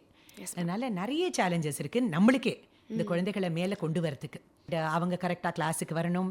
பாதி பேரண்ட்ஸ் வந்து அவங்களுக்கு இஷ்டம் இல்லைன்னா கிளாஸுக்கு கூட்டிகிட்டு வர மாட்டாங்க. குழந்தைகளுக்கு ஒன்றுமே தெரியாது, அவங்கள நம்ம ஒன்றும் சொல்ல முடியாது.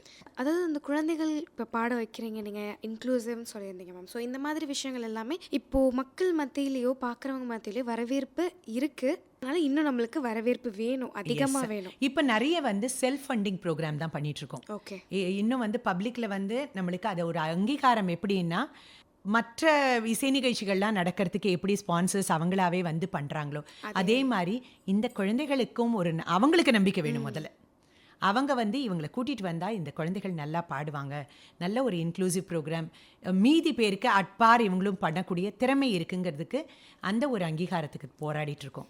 Super ma'am.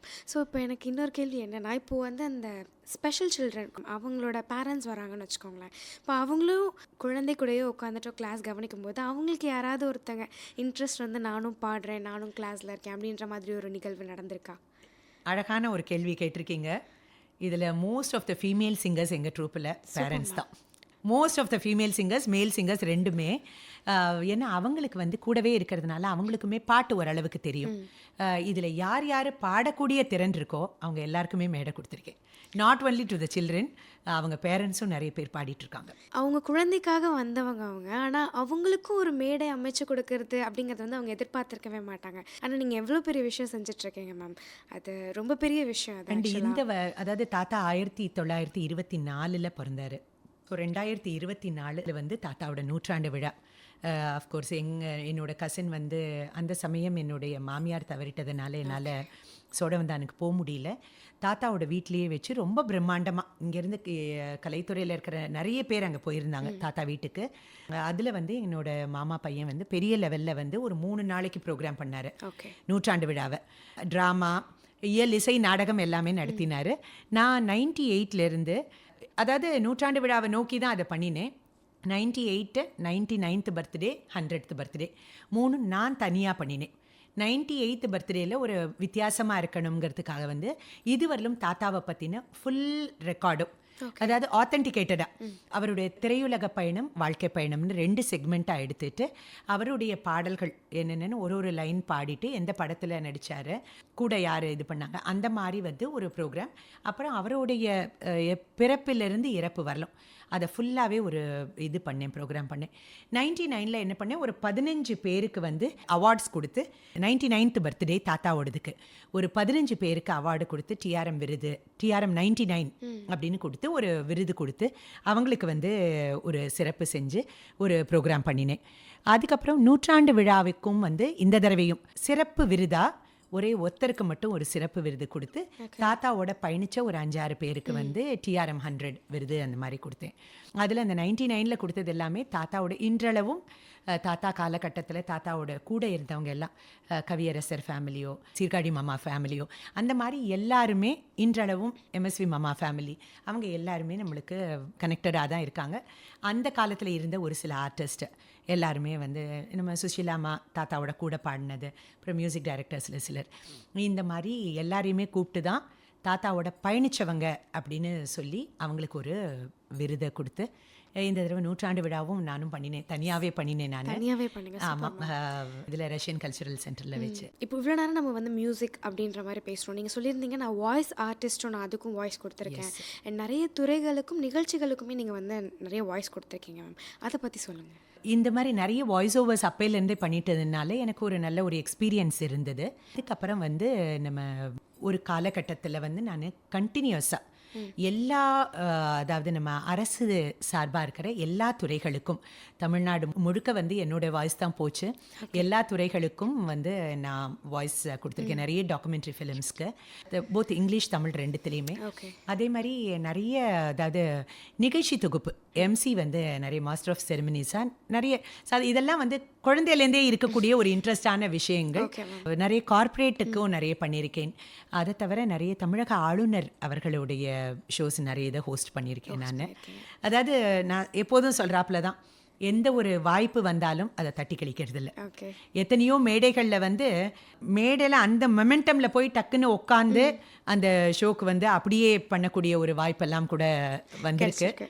I enjoy doing all these things. So கவர்மெண்ட்ல நிறைய துறைகளுக்கு வந்து நீங்கள் வாய்ஸ் கொடுத்துருந்தா சொன்னீங்க, என்னென்ன துறைகளுக்கு நீங்கள் வந்து வாய்ஸ் கொடுத்துருக்கீங்க மேம்? அதாவது தமிழ்நாடு ஃபிலிம் டிவிஷன்ல இருந்து போத் இங்கிலீஷ் தமிழ் ரெண்டுத்துலேயுமே கொடுத்துருக்கேன். தூர்தர்ஷனில் காணாமல் போனவர்கள் பற்றிய அறிவிப்பு, தூர்தர்ஷனில் நிறைய டாக்குமெண்ட்ரிஸ் அதுக்கெல்லாமும் நான் கொடுத்துருக்கேன். டிடிடிசியில் வந்து ஒரு இங்கிலீஷில் கொடுத்தேன், அது ஒரு ஆடியோ புக்கு ஒன்று பண்ணினாங்க, அதுக்கு வந்து டிடிடிசியோடது மகாபலிபுரம் பற்றி அந்த ஒரு ஆடியோ ஃபாரின் டூரிஸ்டர்ஸ் வரத்துக்காக வேண்டி அந்த ஆடியோ புக்குக்காக பண்ணினேன்.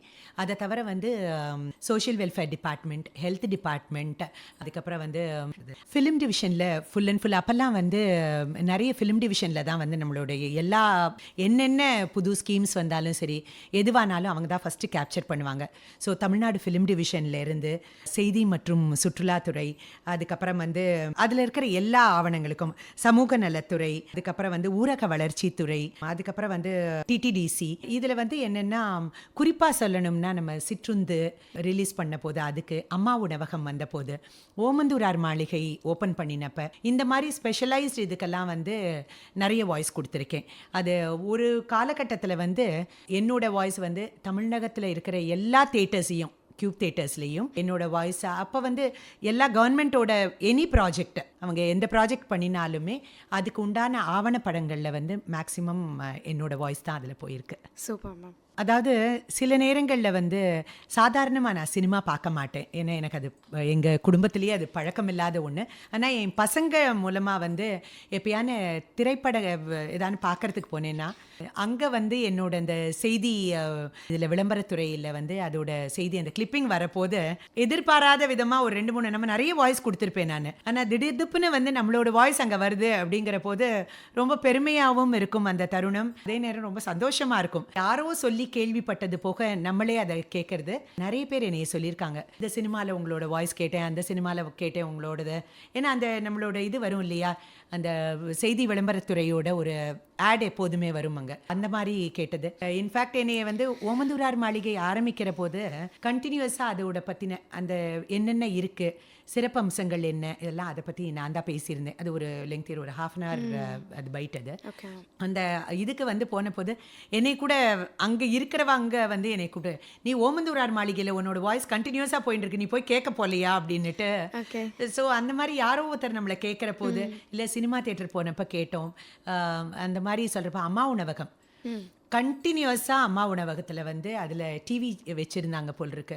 அதில் ரொம்ப நாள் வந்து அதை ரிப்பீட்டடாக வந்து அதோட இது போயிட்டே இருந்தது. ஓகே. திடுதிப்புன்னு ஏதானு ஒன்றுன்னா அதில் என்னெல்லாம் இருக்குது, எந்தெந்த இடத்துல வந்து ஆரம்பிச்சிருக்கிறது, என்ன காலையில் என்ன போடுறாங்க, மத்தியானம் என்ன போடுறாங்க, அந்த மாதிரி வந்து அதெல்லாம் கேட்குற போது வந்து நம்ம பார்க்குறது ஒரு சந்தோஷம்னா கூட 4 பேர் உன்னோட வாய்ஸ் கேட்டேன்னு சொல்கிற போது அதோட அனுபவமும் ஒரு சிறப்பாக, அது ஒரு தனித்தன்மையான ஒரு பெருமையாக இருந்திருக்கு. நான் வந்து உங்கள்கிட்ட இன்னொரு என்ன கேள்வி கேட்கணும்னு நினச்சேன் அப்படின்னா மேம், மியூசிக் இல்லை அப்படின்னா என்ன பண்ணியிருந்திருப்பீங்க அப்படின்னு நான் கேட்கலான்னு நினச்சேன். ஆனால் நீங்கள் வந்து பல துறையில் வந்து நீங்கள் ஆர்வமாக இருக்கீங்கிறத விட அந்த விஷயங்கள் எல்லாமே நீங்கள் செஞ்சிட்ருக்கீங்க. நீங்கள் ஃபஸ்ட்டே சொன்னீங்க, நான் ஒரு நிமிஷம் கூட வேஸ்ட் பண்ண மாட்டேன், ரொம்ப ப்ரொடக்டிவாக இருப்பேன் அப்படின்னு நீங்கள் சொன்னீங்க. ஆனால் உண்மையாகவே வந்து நீங்கள் செய்கிற வேலையெல்லாம் எனக்கு பார்க்கும்போது நீங்கள் எப்போயாவது சும்மாவாவது இருப்பீங்களா அப்படின்னு நான் யோசிச்சு பார்க்குறேன். ஏன் அப்படின்னா நீங்கள் வந்து அது நீங்களே சொல்லுங்கள் மேம், நீங்கள் வந்து ஒரு ஆர்கனைசேஷனில் ட்ரைனிங் கொடுக்குறீங்க, இதுக்கு நடுவில் நான் ஒரு தனியார் துறையில் வேலை பார்த்துட்டு இருக்கேன். அதை தவிர நிறைய வந்து, அதாவது எதுவுமே நான் வந்து இப்படி தான் கிரமமாக கற்றுட்டு அந்த மாதிரி இல்லை, அவுட் ஆஃப் பேஷன் வந்து இல்லை. என்னோட இது எப்படின்னா, எல்லார்கிட்ட இருக்கிற நல்ல விஷயங்களும் எடுத்துப்பேன். ஓகே. மேக்ஸிமம் யாரோட குறைகளும் என் கண்ணுக்கு தெரியாது, ஏன்னா நான் அப்படி அவங்கள பார்க்கறது இல்லை. அந்த மாதிரி இருக்கிற போது என்னோட செல்ஃப் இன்ட்ரெஸ்டில் நிறைய காலேஜஸ், ஸ்கூல்ஸ் அந்த மாதிரி இதில் நிறைய சீஃப் கெஸ்ட்டாக கூப்பிடுவாங்க என்ன. டான்ஸ் ப்ரோக்ராம் நிறைய சீஃப் கெஸ்ட்டாக போவேன். இதை தவிர நிறைய வேல்யூஸை, எனக்கு எது எனக்கு தாக்கத்தை கொடுக்கறதோ அந்த மாதிரி விஷயங்கள் வந்து நம்ம அடுத்தவங்களுக்கு அதை சொல்லணும்னு நினைப்பேன். இந்த மாதிரி ஆரம்பித்தது தான் வந்து நிறைய ஸ்கூல் காலேஜஸில் வந்து மோட்டிவேஷ்னல் ட்ரைனிங் எடுக்கிறது, கம்யூனிகேஷன் பற்றி எடுக்கிறது, அதையும் தாண்டி வந்து வேல்யூஸ் பற்றி, நம்ம வந்து அந்த வேல்யூஸ் எல்லாம் குறைஞ்சிட்ருக்கோன்னு இப்போ நம்ம ஃபீல் பண்ணுறோம். அந்த மாதிரி வேல்யூஸ் பற்றி நிறைய டிவி ஷோஸ் எல்லாமும் நிறைய பண்ணியிருக்கேன். சிறப்பு விருந்தினராகவோ இல்லைன்னா ஸ்பெஷல் கெஸ்டாவோ அந்த மாதிரிலாம் நிறைய பண்ணியிருக்கேன். நான் செய்கிற எல்லா செயல்பாடுகளும் அடுத்தவங்களுக்கு எப்படி பிரயோஜனமாக இருப்போங்கிற ஒரு எண்ணப்பாடோடு செய்யறதுனால எனக்கு அது தன்னால் அப்படி தான் அமையிறது. ஒரு கிளாஸ் எடுக்கிறதுனாலும் சரி, ஒரு டியூஷன்ஸ் போகிறதுனாலும் சரி, அந்த மாதிரி ட்ரைனிங் ப்ரோக்ராம்ஸை எங்கே கூப்பிடுறாங்கனாலும் அது காலேஜோ ஸ்கூலோ அந்த மாதிரி போய் அந்த குழந்தைங்க, எனக்கு ரொம்ப பிடிக்கும் இந்த மாதிரி விஷயங்கள்லாம் பண்ணுறதுக்கு. இதை தவிர ஆன்லைன் கிளாஸ், ஆஃப்லைன் கிளாஸ் வச்சிட்ருக்கேன். இதை தவிர கச்சேரிகள் பண்ணிகிட்ருக்கேன், வாய்ஸ் ஓவர், எம்சி. இதையும் தாண்டி இப்போ வந்து ஒரு 4 ஓல்டேஜ் ஹோம், அந்த ஓல்டேஜ் ஹோமுக்கு மியூசிக் தெரப்பி பண்ணிகிட்ருக்கேன். Music therapy. ஆமாம். அது எப்படின்னா 1 மணி நேரம் தான் அவங்களுக்கு கிளாஸு. அதில் இருக்கக்கூடியவர்கள் நிறைய பேர் அவங்க வந்து தன் சுயநினைவு இல்லாமலோ இல்லை உடம்பு சரியில்லாமலோ அந்த மாதிரியெல்லாம் இருக்கிற போது அவங்களுக்கு வந்து ஒரு 1 hour தெரப்பியாக வந்து அது போயிட்டுருக்கேன். மாதத்தில் ஒரு 8 கிளாஸுன்னு. அதில் வந்து நான் என்ன ஃபீல் பண்ணுறேன்னா, அங்கே இருந்தவங்கெல்லாம் யாருமே பேச மாட்டாங்க, அவங்களுக்கு ஞாபகம் இருக்காது. அப்படியெல்லாம் இருந்தவங்க இப்போ ஒரு கடந்த 3 மாதங்களாக பண்ணிகிட்ருக்கேன். என்னை பார்த்த உடனே மியூசிக் டீச்சர் வந்துட்டாங்க அப்படின்னு அதை ஒரு ஐடென்டிஃபை பண்ணுறாங்க. அதே நேரம் வந்து என்னோட சேர்ந்து பாட ஆரம்பிச்சிருக்காங்க. எனக்கு இதெல்லாம் வந்து ரொம்பவே சந்தோஷமாக, மனதுக்கு நிறைவாகவும் சந்தோஷமாக இருக்குது. ஏன்னா அவங்களுக்கு எதுவுமே ஞாபகம் இல்லை அப்படின்னு சொன்னவங்களுக்கு நம்ம அவங்கள ஞாபகத்தை தூசி தட்டி அவங்களுக்கு வந்து இல்லை அவங்களுக்கும் ஞாபகம் வரும் அப்படின்னு அவங்களுக்கு நிஜமாவே இந்த தெரப்பி வந்து ரொம்பவே ஹெல்ப்ஃபுல்லாக இருக்குது. மோர் தென் எனிதிங் அதில் ஒரு மனநிறைவும் இருக்குது. மோர் தென் 50-60க்கு அப்புறம் இருக்கிறவங்க தான் இருக்காங்க. ஆனாலும் வந்து அடுத்தவங்களுக்கு செய்யறதுல இருக்கிற சந்தோஷம் வந்து வேற எதுலேயுமே கிடைக்கிறது இல்லை. ஸோ நீங்கள் நம்ம வேலைகள் பற்றி பேசிகிட்டு இருந்தோம், நீங்கள் என்னென்னலாம் செய்கிறீங்கன்னு. இதில் இன்னொரு கேள்வி என்ன அப்படின்னா, நீங்கள் இவ்வளோ வேலை செய்கிறதுல எடிட்டராக நீங்கள் இருந்திருக்கீங்க அப்படிங்கிற அந்த அனுபவம், அந்த இன்ட்ரெஸ்ட் உங்களுக்கு திடீர்னு எப்படி வந்து? நான் படித்ததெல்லாம் கவர்மெண்ட் ஸ்கூல் தமிழ் மீடியமில் படித்தேன். அதுக்கப்புறம் சென்னையில் வந்ததுக்கப்புறம் குயின் மேரிஸ் காலேஜில் பிஏ இங்கிலீஷ் லிட்ரேச்சர் எடுத்தேன். அதாவது நான் எப்போதுமே ஏதான ஒரு சேலஞ்சிங்காக பண்ணணும்னு எனக்கு ஆசை. அப்போ வந்து அது எடுத்து எனக்கு அதில் வந்து நானே ஸ்லோலி என்னோடய கம்யூனிகேஷனை வந்து, நான் குழந்தையிலேருந்தே எனக்கு வந்து கொஞ்சம் லாங்குவேஜில் கொஞ்சம் ஸ்ட்ராங் நான். ஓகே. அப்போ வந்து எங்கள் அப்பா வந்து அப்போது அந்த ECR எக்ஸ்பிரஸ், OMR எக்ஸ்பிரஸ்ன்னு இருந்தது. அதில் வந்து அப்பா வந்து அவருக்கு அந்த பர்சனுக்கு கொஞ்சம் சப்போர்ட்டிவாக பண்ணி கொடுத்துட்டு இருந்தார். அந்த ஓனரோட கூட ஒர்க் பண்ணிகிட்டு இருந்தார். அப்போ அவங்களுக்கு ஒரு சீசனில் வந்து எடிட்டோரியலுக்கு வந்து ஆட்கள் அவரே பார்த்து பண்ணுறதுன்னா அவருக்கு லாங்குவேஜ் கொஞ்சம் தடுமாற்றம் இருந்தது. அப்புறம் வந்து எங்கள் அப்பாவை கேட்டபோது he is not good at computers. அப்போ வந்து என்கிட்ட எதேர்ச்சியா அப்போ அவன் என்ன கேட்குறான், எனக்கு என்ன தெரியும் அப்படின்னு சொன்னோடனே, என்னப்பா கேட்குறாருன்னொடனே, இல்லை எடிட்டோரியல்ஸ்லாம் ஃபிக்ஸ் பண்ணுறதுக்கு அப்படின்னோடனே, ஆல்ரெடி நான் இந்த நியூஸ் சேனல்லாம் வந்து நான் வாய்ஸ் கொடுத்துருக்கேன், போத் தமிழ் இங்கிலீஷ், இது எல்லாமே வந்து நம்மளுக்கு ஒரு இதுன்னு உடனே, அதனால் என்ன பெரிய விஷயம் என்ன இருக்க போகிறதுன்னு உடனே, இல்லைம்மா சிலது டிரான்ஸ்லேஷன் பண்ணியிருக்கோம், சிலது வந்து அவங்க ஸ்டோரியை ராவாக கொடுத்துருவாங்க, நம்ம எழுதுறாப்புல இருக்கோம், அந்த மாதிரி ஆர்டிக்கிள் எழுதுறாப்புல இருக்கும் அப்படின்னு உடனே, நான் டிகிரி பண்ணுற போது ஜேர்னலிசம் எனக்கு ஒரு பாட்டு. ஓகே. சரி அதனால என்ன நான் பண்ணித்தரேன் அப்படின்னு, ஆனால் வந்து கொஞ்சம் முன்ன பின்ன இருந்ததுன்னா பார்த்துக்க சொல்லு அப்படின்னு. அப்புறம் அதுவுமே ஐ ஸ்டடிட். நான் எது பண்ணுறதுக்கு முன்னாடியுமே ஒரு கிரவுண்ட் ஒர்க் பண்ணுவேன். ஓகே. இதை நம்மளால் பண்ண முடியுமா, ஏற்கனவே எந்த மாதிரி பப்ளிஷ் பண்ணியிருக்காங்க, இதோட லாங்குவேஜ் எப்படி இருக்குது, இதில் எப்படி டிரான்ஸ்லேஷன் பண்ணணும். சிலர் தமிழில் எழுதி கொடுத்துருவா, அதை இங்கிலீஷில் பண்ண வேண்டியதாக இருக்கும், சில இங்கிலீஷில் இருக்கும், தமிழில் பண்ண வேண்டியதாக இருக்கும். அதாவது பேசுகிற இது வேறு, எழுதுறது வேற, இதே ஒரு பேப்பருக்கு எழுதுறதுங்கிறது வேற, அந்த நடை வித்தியாசப்படும். அதெல்லாம் வந்து கொஞ்சம் பேக் ஒர்க் பண்ணிவிட்டு அதுக்கப்புறம் அவர்கிட்ட சொன்னேன், சரி நான் அது பண்ணித்தரேன் அப்படின்னுட்டு. அதை பண்ணுறதுனால நம்மளுக்கு ஒரு எக்ஸ்போஷர் கிடைக்கிறது அப்படின்னா நம்ம ஏன் பண்ணக்கூடாது கண்டிப்பாக மேம் அப்படின்னு அப்படி எடுத்துட்டது தான். அப்படி எடுத்த விஷயம் சூப்பர் மேம். ஸோ எந்த ஒரு விஷயம் செய்யறதுக்கு முன்னாடி நம்ம சும்மா செஞ்சு பார்க்கலாம் அப்படிங்கிறத விட அதுக்கான கிரவுண்ட் ஒர்க்கை பண்ணிட்டு பண்ணுறதுங்கிறது வந்து இந்த ஸ்கூல் ஆரம்பிக்கிறதுக்கு முன்னாடி கூட பல்வேறு தரப்பட்ட மக்கள்கிட்ட நான், நீங்கள் ஆல்ரெடி இதை நடத்திட்டு இருக்கீங்களே, ஆனால் வந்து உலகளாவிய அளவில் இவ்வளோ தூரத்துக்கு நிறைய பேர், எனக்கு முன்னோடிகள் நிறைய பேர் இருக்காங்க இந்த ஸ்பெஷல் சில்ட்ரனுக்கு ஒரு மியூசிக் ஸ்கூலும் நடத்துகிறவங்கெல்லாம். ஆனால் அவங்க தொடர்ந்தேத்தியாக மேடைகள் கொடுக்கறதில்ல. நான் அதில் தான் வேறு யார், உலகளாவிய அளவில் சொல்கிறேன். நான் இங்கே சென்னையில் மட்டும் இல்லை, எல்லா இடங்கள்லையுமே கிளாஸ் எடுக்கிறது ஒரு புறம், கன்சிஸ்டண்ட்டாக மேடைகள் கொடுக்கறது, அந்த மாதிரி பண்ணுறதில்ல. நம்ம அதில் வந்து எப்படி வித்தியாசமாக இருக்கணும் அப்படின்னு நிறைய பேர்கிட்ட கேட்டு, இது எப்படி இருந்தது, உங்களால் இதை பண்ண முடியும். ஏன்னா நான் ஒரு பண்ணுறது இன்றைக்கி எடுத்துகிட்டு நாளைக்கு க்ளோஸ் டவுன் பண்ணுறதுங்கிறது என்னோடய இதுவே கிடையாது.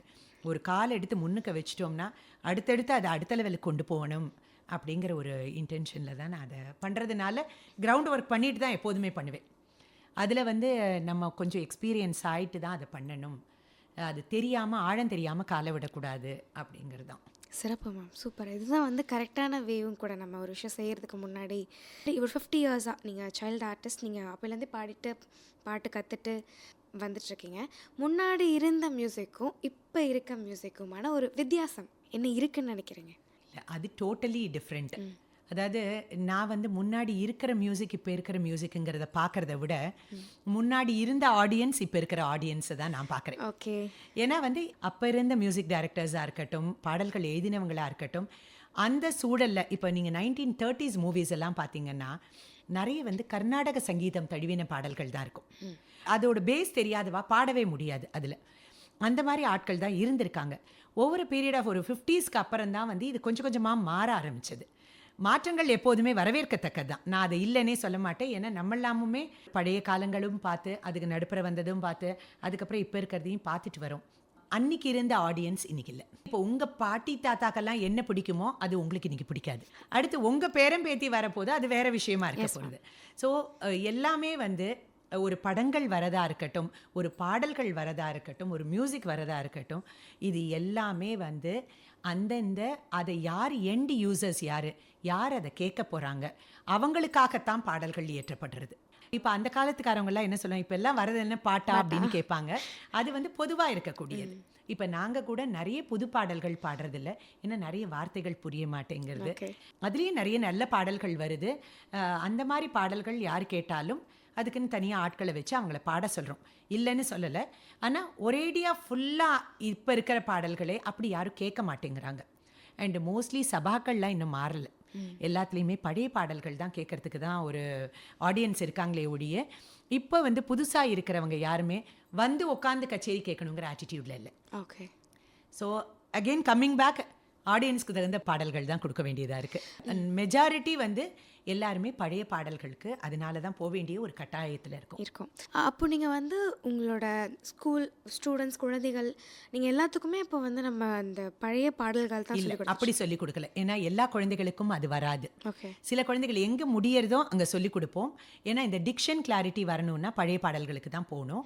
இப்போ வர பாடல்களும் இந்த குழந்தைகள் பாடுறது கம்பேர் பண்ணுறது என்னோட வியூஸ் படி பார்த்தேன்னா கம்பேர் பண்ணுற இட் இஸ் நாட் தட் பழைய பாடல்கள் புது பாடல்கள்னு இல்லை. இப்போ யார் எதை கேட்குறாங்களோ அதை வந்து படைப்பாளிகள் கொடுத்துட்ருக்காங்க. ஓகே, அவ்வளோதான். Super ma'am.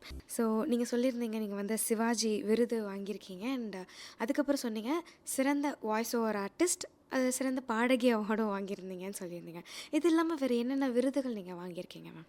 நிறைய விருது வாங்கியிருக்கேன். என்னோட இந்த சோஷியல் சர்வீஸ்க்காக வேண்டி டாக்டரேட் வாங்கினேன் நான். அதுக்கப்புறம் வந்து சிறந்த மகளிருக்கான விருது, சிறந்த பெண்மணி விருது, அப்துல் கலாம் விருது, அதுக்கப்புறம் இப்போ பட்டுக்கோட்டையார் விருது வாங்கினேன் லேட்டஸ்ட்டாக. ஏகப்பட்ட விருது வந்து ஒவ்வொரு இடத்தையும் அந்தந்த ப்ரோக்ராம் பண்ணுறப்ப அந்தந்த விருதுகள் கொடுக்குறாங்க. அதனால் நிறைய விருதுகள் வாங்கியாச்சு. நான் முன்னாடியே இந்த கொஷின் கேட்கணுன்னு நினச்சேன், முன்னாடியே நான் சொல்லிட்டேன். அதுக்கான பதிலும் நீங்கள் கொஞ்சம் சொல்லிட்டீங்க. லைக் என்னென்னா உங்களோட லைஃப் டைம் அச்சீவ்மெண்ட், இதை நான் அச்சீவ் பண்ணணும், இது என்னோடய கோல் அப்படின்னு. அதுலேயும் நீங்கள் என்ன சொல்லியிருந்தீங்கன்னா உங்களோட குழந்தைகள் வந்து அவங்களே பாட்டு பாடணும், அவங்களே ஆர்கெஸ்ட்ரா அந்த மாதிரி எல்லாமே அவங்க இருக்கணும் அப்படின்னு சொல்லியிருந்தீங்க. அது மட்டும் இல்லாமல் வேறு என்ன கோல்ஸ் உங்களுக்கு இருக்கு மேம்? நான் எனக்குன்னு எந்த கோலையும் இல்லை, அது என்னோட விஷன். அதாவது இந்த குழந்தைகளோட ஸ்கூலை ஆரம்பித்து நம்ம அதை பிரயோஜனமாக பண்ணணுங்கிற போது குழந்தைகள் பாடிட்டே இருக்கிறதுங்கிறது மட்டும் நான் வச்சுக்க கூடாதுங்கிறதுக்காக எனக்கு நான் போட்ட கோலு தான் அந்த இது. என்னென்னா நான் இன்னும் நிறைய பயணிக்க வேண்டியிருக்கு. இப்போ தான் முதல் ஸ்டெப்பை காலை எடுத்து இப்படி எடுத்து வெளியே வச்சுருக்கேன். அதில் வந்து இன்னும் நான் போக வேண்டிய பாதைகள் நிறைய இருக்குது, பயணம் ரொம்ப தூரம் இருக்குது. அதை தான் வந்து அட் த ஏர்லியஸ்ட் பண்ணணும் அப்படின்னு இப்போ நான் சுற்றி சுற்றி வரது எல்லாமே சிறப்பு குழந்தைகளுக்கும். அவங்களுக்கு வந்து சின்ன உதாரணத்தை இது பதிவு பண்ண விரும்புகிறேன். ஒரு குழந்தை அழகாக கீபோர்டு வாசிக்கும். ஒருத்தவங்க என்ன பண்ணாங்க, எங்கிட்ட கேட்டாங்க, எல்லாருக்கும் நான் வந்து ஏதோ ஒரு கிஃப்ட் கொடுக்குறேன்னாங்க. எங்களோட ப்ரோக்ராம் ஒன்று வந்தபோது, போன ஆண்டு விழாம்போது. அப்போ நான் சொன்னேன், இந்த குழந்தைகளுக்கு எந்த கிஃப்ட்டை பற்றியும் தெரியாது, மெமெண்டோஸ் கொடுக்குறேன்னாங்க. நான் சொன்னேன், அதுவும் அவங்களுக்கு புரியாது. நான் சொன்னேன், நீங்கள் என்ன மெமெண்டோக்கு காசு கொடுக்கணும்னு நினைக்கிறீங்க, எவ்வளோக்கு வாங்கணும்னு நினைக்கிறீங்க? ஏன்னா இவங்களுக்கு பென்சில் பேனான்னு எதுனா எழுதவே தெரியாது. அவங்க பென்சில் பேனா வச்சு என்ன பண்ணுவாங்க? பிரயோஜனம் இல்லாத ஒரு விஷயத்தை கொடுக்கறது அவங்களுக்கு பிரயோஜனம் இல்லை, நம்மளுக்கு பிரயோஜனம் இல்லை. அப்படின்ன போது அவங்க வந்து ஒரு 250-300 ரூபா அப்படின்னோடனே நான் சொன்னேன், நீங்கள் தவறாக நினைக்கலன்னா 300 ரூபா கவரில் போட்டு குழந்தைகளுக்கு கொடுத்துருங்கோ. அவங்க என்ன வேணால் வாங்கிக்கிறாங்க. ஒரு ட்ரெஸ்ஸு வாங்குறப்ப கூட அவங்க பேரண்ட்ஸ் அதை யூஸ் பண்ணிக்கலாம். சாப்பாடு வாங்கி கொடுக்கலாம் அவங்களுக்கு, எதுக்கு வேணால் யூஸ் ஆகிட்டு போகிறது அப்படின்னு. ஒரு கீபோர்டு வாசிக்கிற குழந்தை ரொம்பவே திறமை. இந்த குழந்தை கீபோர்டையே பார்க்காது. ஓகே. ஆனால் அவன் அந்த கீபோர்டு வாசிக்கிற நேரத்தை தவிர அவன் ஒரு இடத்துல உட்காரவே மாட்டான். அவன் சுற்றிகிட்டே இருப்பான். அவன் வந்து அவனை யாராலையும் கண்ட்ரோல், அவனுக்கு பேசினா புரியாது, ஒன்றுமே தெரியாது. ஆனால் கீபோர்டு மட்டும் அருமையாக வாசிக்கும். உள்ளதுக்குள்ளேயே ரொம்ப சின்ன குழந்தை அதுதான். அந்த குழந்தை வந்து அவ்வளவு திறமை. அவங்க அம்மா தான் ஃபுல் அண்ட் ஃபுல்லாக அவனுக்கு கீபோர்டு சொல்லி கொடுத்து கூடவே இருந்து ரொம்ப எல்லாருக்குமே அதை பார்க்குற போது ரொம்ப டஃப் லைஃப் தான் எல்லாருக்குமே, இந்த மாதிரி குழந்தைகளை முன்னேற்றி கொண்டு வருதுன்னு. நான் சொன்னேன், நீங்களே வந்து ஸ்டேஜில் கொடுத்துருங்கன்னு சொல்லிட்டேன். அவங்க கொடுத்துட்டு எல்லோரும் போயாச்சு. இப்போ அவங்க என்கிட்ட ஒரே ஒரு நைட்டு ஒரே ஒரு விஷயம் எனக்கு ஒரு பதிவு அனுப்பிச்சிருந்தாங்க. என்னோட குழந்தை எதுக்குமே பிரயோஜனம் இல்லை, அவனால் ஒன்றுமே முடியாது அப்படின்னு எல்லாருமே என்னை சொல்லியிருக்காங்க மேம். ஃபஸ்ட்டு உங்களால் என் குழந்தையும் ஒரு 300 ரூபா சம்பாதிச்சான் இன்னைக்கு. அவனும் ஒரு பிரயோஜனமான ஒரு ஹியூமன் பீயிங் அப்படிங்கிறத வந்து நீங்கள் ப்ரூவ் பண்ணிட்டீங்க மேம் அப்படின்னு. எனக்கு நான் அந்த விதத்தில் நான் திங்க் பண்ணவே இல்லை. நான் வந்து அப்படியெல்லாம் அவங்க யோசனை அப்படி இருக்குங்கிறதே நான் நினைக்கல. நான் என்ன நினச்சேன்னா, அவங்களுக்கு அந்த 300 ரூபா ஒரு ட்ரெஸ்ஸுக்கு அந்த குழந்தைகளுக்கு பிரயோஜனம். அந்த மெமெண்டோ வச்சுன்னா அவங்களுக்கு பார்க்க யார்கிட்ட கொண்டு போய் அந்த மெமெண்டோ. இப்போ நான் வீடு நிறைய அவார்ட்ஸ் வச்சுருக்கேன், நான் வீடு நிறைய வச்சுட்ருக்கேன் அந்த அவார்ட்ஸை. அதனால இதில் வந்து ஒரு 50வது மேடையை நான் வேர்ல்டு ரெக்கார்டாக பண்ணேன் இந்த குழந்தைகளுக்கு. இந்த மாதிரி பல்வேறு தரப்பட்ட சிறந்த பாடகி விருது, அந்த விருது, இந்த விருதுன்னு நிறைய வச்சுருக்கோம். நாளைக்கு என்னை பற்றின ஒரு டாக்குமெண்ட்ரியை நானே எடுக்கிறேன்னா இந்த விருது எல்லாத்தையும் வச்சு நான் ஒரு வீடியோவாக பண்ணலாம். எனக்கு தெரியும் நான் அடுத்த லெவலுக்கு ரீச் ஆக போகிறேன். This will give a mileage to me. எனக்கு அது பிரயோஜனம். ஏன்னா இத்தனை விருதுகள் வாங்கி ஒரு 70-80 விருதை காட்டுற போது, ஐயோ நிஜமாவே இவளுக்கு ஒர்த்து, இவளுக்கு ஒரு விருதை கொடுத்தோம் அப்படிங்கிறாப்பெல்லாம் ஒரு இது. அந்த குழந்தைகளை கொண்டு போய் எங்கே காட்ட போகிறாங்க? அதை யார் வந்து வீட்டில் வந்து பார்க்க போகிறாங்க? கண்டிப்பாக அது 10-11 தான் இருக்கும். அவங்களுக்கு ஒன்றும் பெரிய அதில் ஒரு இது தாக்கம் இருக்காது. வேற இது கொடுக்குற போது ஏதோ அந்த குழந்தைக்கு பிடிச்ச ஒரு உணவை சாப்பிட்டாங்கன்னா அந்த குழந்தை சாப்பிட்ருக்கு, அந்த குழந்தை சம்பாதிச்சிருக்கு. அந்த பேரண்ட்டுக்கு எப்படி தோணிருக்கு, என் குழந்தை இதில் சம்பாத்தியம் பண்ணியிருக்கான்னு தோணிருக்கு. அப்போ அது ஒரு ஸ்பார்க். எனக்கு என்ன தோணிச்சுன்னா, இந்த குழந்தைகளுக்கு ஏன் வேலை வாய்ப்பை ஏற்படுத்தக்கூடாது? நான் இப்போ அடுத்த மூவ் அதில் தான் இருக்கேன். நான் பண்ணுற ஒவ்வொரு வேலைகளுமே இந்த குழந்தைகளை சார்ந்தோ, இந்த நியூரோ டைவர்சிஃபைடு குழந்தைகளை சார்ந்தோ, இல்லை அவங்களோட லைஃப்பில் என்ன மாற்றங்களை கொண்டு வரலாம்னு இந்த குழந்தைகளுக்கு ஏதான ஒரு வேலைவாய்ப்பு ஏற்படுத்த முடியுமா, அதையும் தாண்டி ஒரு இடம் பார்த்துட்டு இருக்கேன். அங்கே வந்து இந்த இன்ஸ்ட்ருமெண்டல் மட்டும் இல்லை, அவங்களுக்கு கைத்தொழில் சொல்லி கொடுத்து இந்த குழந்தைகளை பேரண்ட்ஸோட கொண்டு வந்து சின்ன சின்ன விஷயங்கள், ஒரு பாக்குமட்டை தட்டு பண்ணுறது, இல்லை ஒரு சோப் பண்ணுறது, இதெல்லாம் பண்ணி நான் எங்கே கொண்டு போய் வைப்பேன், நீங்கள் அங்கே வாங்கிக்கிறவங்களையும் சேர்த்து கொடுத்தா பெட்டராக இருக்கும்னுட்டு. அதனால அவங்க இப்போ என்ன சொல்லியிருக்காங்கன்னா, நீங்கள் ஒரு இடத்த மட்டும் பாருங்கோ, நான் ட்ரெயின் பண்ணி அதை வாங்கிக்கிறதுக்கும், ஸோ தட் ஒரு வேலைவாய்ப்பை ஏற்படுத்தி கொடுத்தா அந்த குழந்தைகள் ஏதோ ஒரு வேலைவாய்ப்பு கிடைக்கும். இது வந்து அப்பார்ட் ஃப்ரம் மியூசிக்குமே ஒரு ஸ்பான்சர்ஷிப் அதெல்லாம் கிடைச்சதுன்னா இந்த குழந்தைகளுக்கு குறைந்த அளவில் ஒரு ப்ரோக்ராம்க்கு ஒரு 500 ரூபா கொடுத்தா கூட ஒரு 10 ப்ரோக்ராம் பண்ணுற போது மாதம் 5000 ரூபா அவங்க வருமானமாக இருக்கும். எனக்கு அடுத்த மூவ் எல்லாமே இந்த குழந்தைகளுக்கு என்ன வருமானத்துக்கு ஏற்பாடு பண்ணலாம் அப்படிங்கிறது தான் என்னோட அடுத்த தாட் ப்ராசஸாக இருக்குது. மேபி நான் கொஞ்சம் ஓவராக ஆசைப்படுறேனோன்னு கூட இருக்கலாம். ஆனால் கூட எனக்கு வந்து இதை திருப்பி திருப்பி வரப்போகுது, ஏதானு நல்லது பண்ணணும்னு அந்த மாதிரி ஒரு எண்ணம் தான் வருதே ஒழிய வேற எதையும் எனக்கு யோசிக்க வரமாட்டேங்கிறது. அதாவது இது அதிகமான ஆசை இல்லை மேம். இப்போ நீங்கள் சொன்னீங்க அந்த குழந்தைகளுக்கு வந்து சிம்பத்தி தேவையில்லை, ஏன்னா அவங்க கிட்ட எக்கச்சக்கமான திறமைகள் இருக்கு அவங்களுக்கு அப்படின்னு நீங்க சொல்லியிருந்தீங்க. அண்ட் இன்னொரு விஷயம் என்னன்னா, நம்மளை விட அவங்க 1000 மடங்கு பர்ஃபெக்ட். நீங்க ஒரு விஷயத்தை இப்படிதான் அப்படின்னு சொல்லியாச்சுன்னா அது அவ்வளோ ஒரு நம்மளான கொஞ்சம் ரைட் இது 100 பண்ணுற போது இது பரவாயில்லன்ற மாதிரி ஒரு ஆட்டிடியூட் வரும். அந்த குழந்தைகளை அந்த தெளிவாக செய்கிற வரலும் அதை விட மாட்டாங்க. அவ்வளோ க்ளீனாக பண்ணுறது.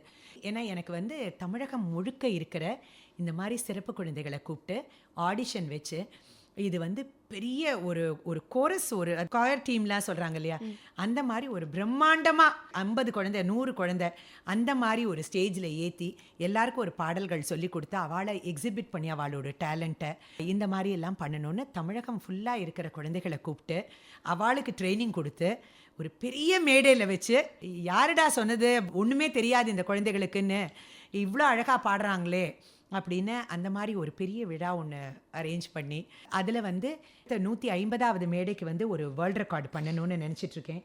அதில் வந்து இப்போ என்ன யோசிக்கிறேன்னா, இந்த குழந்தைகள் பாடல்கள் மட்டும் இல்லை, பாட்டு பாடுறவங்க இருக்காங்க, இன்ஸ்ட்ருமெண்ட்ஸ் வாசிக்கிறவங்க இருக்காங்க, டான்ஸ் ஆடுற குழந்தைகள் இருக்காங்க, அதுக்கப்புறம் வந்து கவிதை எழுதுறவங்க இருக்காங்க, அதுக்கப்புறம் வந்து புக்கு எழுதுறவங்க இருக்காங்க. நம்புறீங்களா? புக்கு எழுதுற அந்த குழந்தைகளுக்கு பேச்சு வராது, ஆனால் புஸ்தகம் எழுதியிருக்காங்க குழந்தைகள். அதுக்கப்புறம் அழகாக டிராயிங் பண்ணக்கூடிய இது அதெல்லாம் வச்சு வந்து நம்ம வந்து ஏதான ஒரு விஷயம் அந்த 150வது மேடை வந்து பல்தரப்பட்ட கலையை வந்து இருக்கக்கூடிய ஒரு இதுவாக வந்து நாட் ஒன்லி ஃபார் மியூசிக் அந்த மாதிரி பண்ணணும். அப்படி தான் பண்ணி தான் நான் கடந்த 3 ஆண்டுகளாக ஒரு 3 சீசன் இவங்களுக்கு வோக்கலுக்கு பண்ணிட்டேன். இந்த மீதி எல்லாரையுமே கொண்டு வருவோன்னு ஒரு 200 குழந்தைகளை கொண்டு வந்து லேட்டஸ்டாக பல்வேறு விதமான இத்தனை பயிற்சிகள் இதுலேயும் சிறப்பு குழந்தைகள் இருக்காங்கன்னுட்டு அவங்களுக்கெல்லாம் வந்து ஒரு சர்டிஃபிகேட் அண்ட் மெமெண்டோ கொடுத்தாங்க. அடுத்து வந்து ஸ்போர்ட்ஸ் டே ஒன்று கண்டக்ட் பண்ணணும்னு நினச்சிட்டு இருக்கேன். இந்த குழந்தைகளை கண்டிப்பாக அடுத்த லெவலுக்கு கொண்டு போக முடியும் அப்படின்னு ஒரு நம்பிக்கையும் இருக்கு. கண்டிப்பாக நீங்கள் கொண்டு போயிடுவீங்க, அந்த நம்பிக்கை எங்களுக்கு நிச்சயமா. அதே தானே, டே இன் டே அவுட் இப்போ ஏதான ஒரு விஷயத்த சொன்னோம்னா 365 நாட்களும் இதே விஷயத்த வந்து இது அடுத்து என்ன பண்ணணும் அடுத்த விதமாக அவங்களுக்கு பிரயோஜனமாக நம்ம என்ன பண்ணணும் அப்படிங்கிறது அதை யோசிச்சுட்டே இருக்கிறதுனால கூடிய விரைவில் நீங்கள் அடுத்த ஒரு தடவை கூப்பிட்றதுக்குள்ளே நான் அதை சொல்லுவேன் வந்து நினைக்கிறேன். கண்டிப்பாக. ஸோ உங்களோட இந்த 34 வருட பயணத்தில் ரொம்ப சுவாரஸ்யமான விஷயம், மறக்க முடியாத ஒரு அனுபவம்னா நீங்கள் அதை சொல்வீங்க? எனக்கு எல்லாமே நல்ல அனுபவம் தான். எனக்கு வந்து இதுவரையிலும் வந்து என்னோட எந்த விஷயங்களுமே எனக்கு அனுபவத்தை கொடுக்காம இல்லை. மியூசிக் வந்து சின்ன வயசுலேருந்தே கற்றுட்டே வரீங்க, இப்போ வரைக்குமே வந்துட்டு மியூசிக், வாய்ஸ் ஓவர், அது இல்லாமல் தனிப்பட்ட உங்களோட வேலைகள் இது எல்லாமே நீங்கள் பண்ணிட்டு வந்துட்டுருக்கீங்க மேம், சோஷியல் ஒர்க்காக இருக்கட்டும். ஸோ இதில் வந்து பர்சனலாகவோ ப்ரொஃபஷ்னலாகவோ ஒரு சுவாரஸ்யமான அனுபவம், என்னால் இந்த விஷயத்த மறக்கவே முடியாது அப்படின்ற மாதிரி ஏதாவது ஒரு அனுபவம் இருக்கா மேம்? சுவாரஸ்யமான அனுபவம்னா எனக்கு எல்லா விஷயங்களும் சுவாரஸ்யம்தான். 2 விஷயத்தை நான் இதில் சொல்கிறேன். என்னோட ஜேர்னியில் நிறைய இண்டஸ்ட்ரீஸில் ஒர்க் பண்ணியிருக்கேன். அதில் வந்து எஜுகேஷன் லைனில் இருந்த போது தான் எனக்கு இந்த கவுன்சிலிங் சைக்காலஜி மேலே ஒரு ஈர்ப்பு வந்தது. ஓகே. அதில் நிறைய சக்ஸஸ் ஸ்டோரிஸ். அதனால தான் நான் இப்போது எம்எஸ்சி சைக்காலஜி இப்போ படிக்கிறேன். ஏன்னா வந்து ஒருவேளை எதுவுமே இதெல்லாம் பண்ண முடியலன்னா ஒரு சைக்கலாஜிக்கல் கவுன்சிலர், சைக்கலாஜிஸ்ட்னு போட்டு ஒரு அதையானு பண்ணலாமே அப்படின்னுட்டு அதில் நிறைய சக்ஸஸ் ஸ்டோரிஸ், நிறைய பேரோட வாழ்க்கையில் மாற்றங்களை ஏற்படுத்தியிருக்க ஒரு விஷயம். என்ன விஷயங்கிறத பகிர்ந்துக்கிறத விட நம்மக்கிட்ட வந்து ஒருத்தர் வந்து இதெல்லாம் எனக்கு வாழ்க்கையே ஒரு பெரிய பிரச்சனையாக இருக்குது அப்படின்னு சொல்கிற போது என்னால் முடிவெடுக்க முடியல அப்படின்னு சொல்லி நம்மக்கிட்ட வந்து ஒரு ஹெல்ப் கேட்குற போது not only with one single person, நிறைய பேரை நம்ம சொல்லலாம், ஒரு 8-10 கேஸ் கூட ரொம்ப க்ளோஸ் டு த ஹார்ட் சொல்லலாம் அதை. ஓகே. அந்த மாதிரி வந்த இடத்துல நம்ம சொன்ன அந்த சேனலைஸ் பண்ணி விட்ட விதத்தில் அவங்களோட வாழ்க்கையில் அணுகுமுறையில் மாற்றங்கள் ஏற்பட்டு அவங்க வாழ்க்கையிலேயே ஒரு மாற்றம் வந்தது அப்படிங்கிறது வந்து ஒரு சுவாரஸ்யமான அண்ட் நம்மளுக்குமே ஒரு ஒரு ஹோப்பை கொடுக்கறது. Yes ma'am. ஏன்னா அதை மாதிரியெல்லாம் பண்ணுறதுக்குன்னு நம்மளுக்கும் ஒரு திறமை இருக்குது, நம்ம சொல்கிறதையும் 4 பேர் கேட்குறாங்க அப்படிங்கிற வந்து ஒரு விஷயத்தில் வந்து அது ஒரு விஷயம் சொல்லலாம். 2வது விஷயம் வந்து எனக்கு இந்த ஸ்கூலில் ஆரம்பிக்கிறதுக்கான ஒரு ஸ்பார்க், அந்த தருணமும் வந்து எனக்கு வந்து ஒரு மறக்க முடியாத ஒரு அனுபவம்னா, எவ்வளவோ விஷயங்கள் எல்லாம் பாடுறோம் ஆடுறோம் ஓடுறோம் இதெல்லாம் இருக்குன்னா கூட என்ன நான் பக்குவப்படுத்திக்கிறதுக்கோ, என்ன நான் இன்னும் மேம்படுத்தி கொள்றதுக்கோ, என்ன நான் அடுத்தவங்களுக்கு பிரயோஜனப்படுத்திக்கணும் அப்படிங்கிற மாதிரி நினைக்கிறதுக்கோ இந்த ஸ்கூல் ஆரம்பித்தது எனக்கு ஒரு பெரிய ஒரு வரப்பிரசாதம் அப்படின்னு தான் நான் சொல்லணும். அந்த ஸ்பார்க் வந்ததும் யாரோ ஒருத்தரோட வாழ்க்கையில் நம்ம மாற்றங்களை கொடுக்குறோம். நிறைய நேரங்களில் வந்து நம்மளே சந்தோஷமாக இருக்க மாட்டோம் இல்லையா? கவுன்சிலிங் வந்து என்னை நிறைய டேம் பண்ணியிருக்கு. ஓகே. நான் வந்து ஒவ்வொரு தடவையும் யாரானு ஒருத்தர் வந்து என்கிட்ட ஒரு விஷயத்தை பற்றி கேட்குற போது யோசித்த விஷயங்கள் என்னென்னா, இப்படி கையை காட்டுற போது ஒரு விரல் தான் ஒன்றை பார்த்துருக்கு, மீதி 3 விரல்கள் என்ன பார்த்து தான் இருக்குது. இந்த மாதிரி ஒரு சிச்சுவேஷனில் இதே பிரச்சனை எனக்கு இருந்ததுன்னா நான் எப்படி அதை நான் பண்ணியிருப்பேன்? நான் மேடைக்கு ஒன்றை பேசக்கூடாது, அடுத்தவங்களுக்கு ஒன்றை சொல்லக்கூடாது. எனக்கு என்ன, நான் அதை பண்ணியிருப்பேனா? நான் அட்வைஸ்ன்னு இல்லை, நான் ஒருத்தருக்கு ஒரு இதை சொல்கிற போது பிரபா நீ இதைத்தான் பண்ணியிருப்பியா, உனக்கு இந்த சூழ்நிலை வந்திருந்ததுன்னா அப்படின்னு கேட்டால் நான் என்னை கன்வின்ஸ் பண்ணணும். ஃபஸ்ட்டு என்னோட மனசாட்சிக்கு நான் பதில் சொல்லணும். சும்மா மேம்போக்கா வந்து இதெல்லாம் பண்ணுன்னு நான் அடுத்த வாழ்க்கை சொல்கிறத விட நான் நிறைய என்ன கரெக்ட் பண்ணிட்டு இருந்திருக்கேன். அப்போ என்ன நினைப்பேன்னா, நம்மளை சந்தோஷமாக வச்சுக்கிறது நம்ம கையில் இருக்குது, எல்லார் கையிலையும் இருக்கும். நான் இப்போ ஹாப்பியாக இருக்கேன்னா நான் ஹாப்பியாக இருக்கேன் அவ்வளோதானே அப்படின்னு. ஆனால் வந்து அட் டைம்ஸ் நம்மளே வந்து ஒரு லோவாக ஃபீல் பண்ணுறதோ இல்லை நம்மளே சந்தோஷம் இல்லாமல் ஆகிறதோ அந்த மாதிரி சூழல்கள் வரும் எல்லாருக்குமே. ஆனால் கடவுள் புண்ணியத்தில் எந்த தருணத்திலையும் என்னுடைய சந்தோஷத்தை நான் வந்து விட்டு கொடுக்காம இருக்கணும் தான் என்னோடய வாழ்க்கையில் நான் போயிட்டுருக்கேன். இதை விட என்னோட சந்தோஷம் மட்டும் இல்லை, அடுத்தவங்களை சந்தோஷப்படுத்தி பார்க்கணும் அப்படிங்கிறத இன்னொன்று கையில் எடுத்துகிட்டு இருக்கேன். ஸோ அந்த விஷயங்கள் பண்ணுற போது ஆட்டோமேட்டிக்காக நான் சந்தோஷமாக இருக்கேன். கண்டிப்பாக இல்லையா? நீங்கள் ஒரு ப்ரோக்ராம் வந்து அந்த குழந்தைகளோட பெற்றோர்களோட முகத்தில் இருக்கிற சந்தோஷத்தை பார்க்கணும். அவங்கள பார்த்தாலே போகிறோம். அந்த குழந்தை அந்த மேடையில் வந்து அப்பா இந்த மேடையா என் குழந்தைக்கு அப்படின்னு நினைக்கிற போது, in fact one of my parents ரொம்ப இமோஷனல் ஆயிட்டாங்க. இப்போ கோயம்புத்தூரில் கொடிஷியாவில் ஒரு ப்ரோக்ராம், பிரம்மாண்டமான மேடை. அப்போ அந்த ஒன் ஆஃப் த பேரண்ட்ஸ் அவங்களுக்கு 7 பாட்டு கொடுத்துருந்தேன், அருமையாக பாடக்கூடியவங்க. அவங்க வந்து அவங்களால பாடவே முடியல அவங்க பையன் பாடினதுக்கப்புறம். விக்கி விக்கி விக்கி அழுதுருக்காங்க. என் குழந்தைக்கு இப்படி ஒரு மேடையா, நான் இந்த மாதிரி நான் நினச்சே பார்க்கல, நான் உங்களை தெய்வமாக பார்க்குறேன்னுட்டு. நம்ம எப்படி அப்படியெல்லாம் அடுத்த வாழை எப்படி நம்ம சந்தோஷப்படுத்த முடியும் இல்லையா? நம்மளோட விஷயங்கள் வந்து அப்படி இருக்கணும். நம்ம வந்து பரோபகாரியாக வந்து இருந்தோம்னா தான் வாழ்க்கையில் நம்ம வந்து அடுத்த லெவலுக்கு போகலாம். அந்த கருணையும் அந்த நிதானமும் அந்த எல்லாத்தையும் அக்செப்ட் பண்ணிக்கக்கூடிய ஒரு மனப்பாங்கும் மகிழ்வித்து மகிழ் அப்படிங்கிற ஒரு இதுவும் இருந்தோம்னா நம்ம கண்டிப்பாக நல்ல ஒரு நிலைமைக்கு போவோம். நம்ம மட்டும் இல்லை, நம்மளை சுற்றி இருக்கிறவங்களும் நல்லா இருப்பாங்க அப்படிங்கிறது. நிதானம் தவறக்கூடாது. எப்போவுமே வார்த்தைகளை கொட்டிடலாம், அள்ள முடியாது திருப்பி. அந்த உறவை வந்து அந்த யாராக இருந்தாலும் சரி, அவங்கள எப்படி நம்ம லைஃப்பில் அடுத்து ஃபேஸ் பண்ண போகிறோம் இல்லையா? பக்குவம் வந்து வரணும் எல்லாருக்குமே. ரொம்ப அழகாக சொன்னீங்க. அந்த மகிழ்வித்து மகிழ் அந்த வார்த்தை அது எக்ஸாக்ட்லி நீங்கள் பண்ணிகிட்ருக்கீங்க. ஸோ நீங்கள் இவ்வளோ விஷயம் பண்ணிகிட்ருக்கீங்க, இதிலே வந்து ஃபேமிலியும் ப்ரொஃபஷனல் இதே எப்படி வந்து நீங்கள் பேலன்ஸ் பண்ணுறீங்க மேம்? இனிஷியல் ஸ்டேஜஸில் கொஞ்சம் கஷ்டமாக இருந்தது, ஃபேமிலியும் பார்த்துட்டு இதுவும். இப்போ now it is use to. அதனால் ஈவன் தோ அவங்களுக்கு பிடிக்கலன்னா கூட சம்ஹவ் தே ஆல் அக்செப்டட். இது எவ்வளோ சொன்னாலும் அடங்காது, இது இஷ்டத்துக்கு தான் இது பண்ண போகுது அப்படின்னுட்டு. ஸோ முதல்ல ரொம்ப கஷ்டப்பட்டேன் நான். ஏன்னா இவங்க எல்லாரையும் கன்வின்ஸ் பண்ணி நம்ம வெளியில் போகிறது அதெல்லாம் வந்து ரொம்பவே ஒரு இதுவாக இருந்தது. இப்போ அஃப்கோர்ஸ் யாரும் என்னை ட்ரபிள் பண்ணுறதில்ல. அதனால் so it is going on good. எல்லாத்துக்குமே நேரம் வரணுமோன்னு நினைக்கிறேன். கண்டிப்பாக இல்லையா? எவ்வளவுதான் இருந்தால் கூட நம்மளுக்கு அதுக்கு உண்டான கால சூழல்கள் வந்ததுனா தான் அது அமையும். ஆனால் நான் போராடி சண்டை போட்டு அப்படியெல்லாம் பண்ணதில்லை. நான் எப்போதுமே வந்து செயலில் காமிச்சிட்டு போயிடுவேன், எதையுமே வந்து செய்கையில் காட்ட மாட்டேன். அதாவது எப்படின்னா அவங்களுக்கு எதையும் அதை பண்ண மாட்டேன். இன்ஃபேக்ட் உனக்கே பாட்டு வரல அப்படின்னு சொன்னாங்கன்னா அடுத்து இன்னும் 2 வாய்ஸ் எக்ஸ்ட்ரா எடுத்து பாட ஆரம்பிச்சிடுவேன். அந்த மாதிரி நான் அஃப்கோர்ஸ் அவங்க யாருக்கும் விருப்பப்படலை, நான் உன்னோட ப்ரோக்ராம்க்கெலாம் வரமாட்டேன்னு. ரொம்ப நல்லதாக போச்சு, என்னை விட்டால் போதும், நீங்களாம் வரணும்னு நான் எதிர்பார்க்கவே இல்லை அப்படின்றது. நிறைய விஷயங்கள் நீங்கள் சொல்லியிருந்தீங்க. ஸோ ஒரு விமன்னா இப்போது நீங்கள் இருக்க ஃபீல்டில் நம்ம என்ன தான் ஒரு பிளெஜண்ட் ஃபேமிலியிலேருந்து வந்திருந்தாலும் நீங்கள் என்ன மாதிரி மாதிரி ஸ்ட்ரகிள்ஸ் எல்லாமே நீங்கள் ஃபேஸ் பண்ணியிருக்கீங்க மேம்? ஆஸ் அ விமன்னா மீடியாக்குள்ளே இருக்கிறதே கஷ்டம். என்ன எவ்வளவோ போராட்டங்கள் எல்லாத்தையும் தாண்டி தான் நம்ம வந்து ஒவ்வொரு சூழ்நிலைகள்லேயும் வந்து நம்மளை மீடியா பர்சனாலிட்டினாலே நம்மளை பார்க்குற கண்ணோட்டமே வேறையாக இருக்கும். அந்த மாதிரிலாம் நானும் எல்லாத்தையும் பார்த்துட்டு தான் வந்திருக்கேன். ஆனால் கூட ஒவ்வொரு சூழ்நிலைகள்லேயும் இந்த அனுபவங்கள்லாம் வந்து நான் ஸ்லோவாக கீழேந்து மேலே வந்ததுனால இந்த ஒவ்வொரு அனுபவமே எனக்கு ஒரு பாடமாக இருந்தது. யார்கிட்ட எப்படி நடந்துக்கணும், எப்படி வந்து நம்மளை அவங்க மரியாதை கொடுக்குற அளவுக்கு நடந்துக்கணும் இருந்தது. இனிஷியல் ஸ்டேஜஸில் வந்து ஒரு சில விஷயங்கள் இருந்ததுன்னா கூட அதுக்கப்புறம் மோஸ்ட்லி அந்த ஸ்ட்ரகிள்ஸ் எல்லாம் ஆரம்ப காலகட்டத்தோடு அது நின்று போயிடுது. ஓகே. அதுக்கப்புறம் நம்மளை எஸ்டாப்ளிஷ் பண்ணி நம்ம மேலே வரோங்கிற போது நானுமே ரொம்ப ஜாகிரதையாக தான் மூவ் பண்ணுவேன். எந்த இடத்துல கொஞ்சம் லேசாக கொஞ்சம் சென்ஸ் பண்ணேன்னா கூட ஓகே ஐ எம் நாட் அவைலபிள்னு நகர்ந்துருவேன். அந்த மாதிரி இன்னி வரலும் அப்படி தான் போயிட்டுருக்கேன். அண்ட் நம்மளுக்குன்னு ஒரு வளையம் வச்சுக்கணும் எப்போதுமே. குறிப்பாக பப்ளிக்காக வரப்போதும் ஒரு மேடை ஏறி வரப்போதும் எல்லா தரப்பு மக்களையும் நம்ம பார்க்க வேண்டியதாக இருக்கும். அதனால அதில் நம்ம எப்படி நடந்துக்கணும், அவங்க எப்படி நடந்துக்கணும் நான் சொல்லலை. அந்த பக்குவமும் அந்த தெளிவும் நம்மளுக்கு இருந்ததுன்னா அது definitely yes we can overcome. என்னோட இது என்னென்னா வாய்ப்புகள் எனக்கு யாரும் கொடுக்க வேண்டாம், எனக்கு உருவாக்கிக்க தெரியும். ஓகே. அப்படிங்கிறது என்னோட ஒரு அது திமிருன்னு சொல்கிறதா இல்லை ஓவர் கான்ஃபிடென்ஸ்ன்னு சொல்கிறதா. அதனால எனக்கு வந்தால் என்ன பேரில் அதில் நம்பிக்கைன்னு நான் வச்சிட்ருக்கேன். மேபி இது வந்து ஒவ்வொருத்தருக்கும் ஒவ்வொரு விதமாக சவுண்ட் ஆகலாம் அது. ஆனால் என்னை பொறுத்தளவு என்ன நான் நம்புகிறேன். அதனால நான் வந்து வாய்ப்புகளை உருவாக்கக்கூடிய திறமை எனக்கு இருக்குது அப்படின்னு தான் நான். ஸோ கடைசியாக நீங்கள் நேயர்களுக்கும் என்ன சொல்ல விரும்புகிறீங்க மேம்? நேயர்களுக்கு என்ன சொல்லணும்னா, எந்த சூழல்லையும் உங்களோட மன நிம்மதியோ உங்களுடைய சந்தோஷமோ எங்கேயும் குறைவில்லாமல் பார்த்துக்க வேண்டியது நம்மளோட கடமை.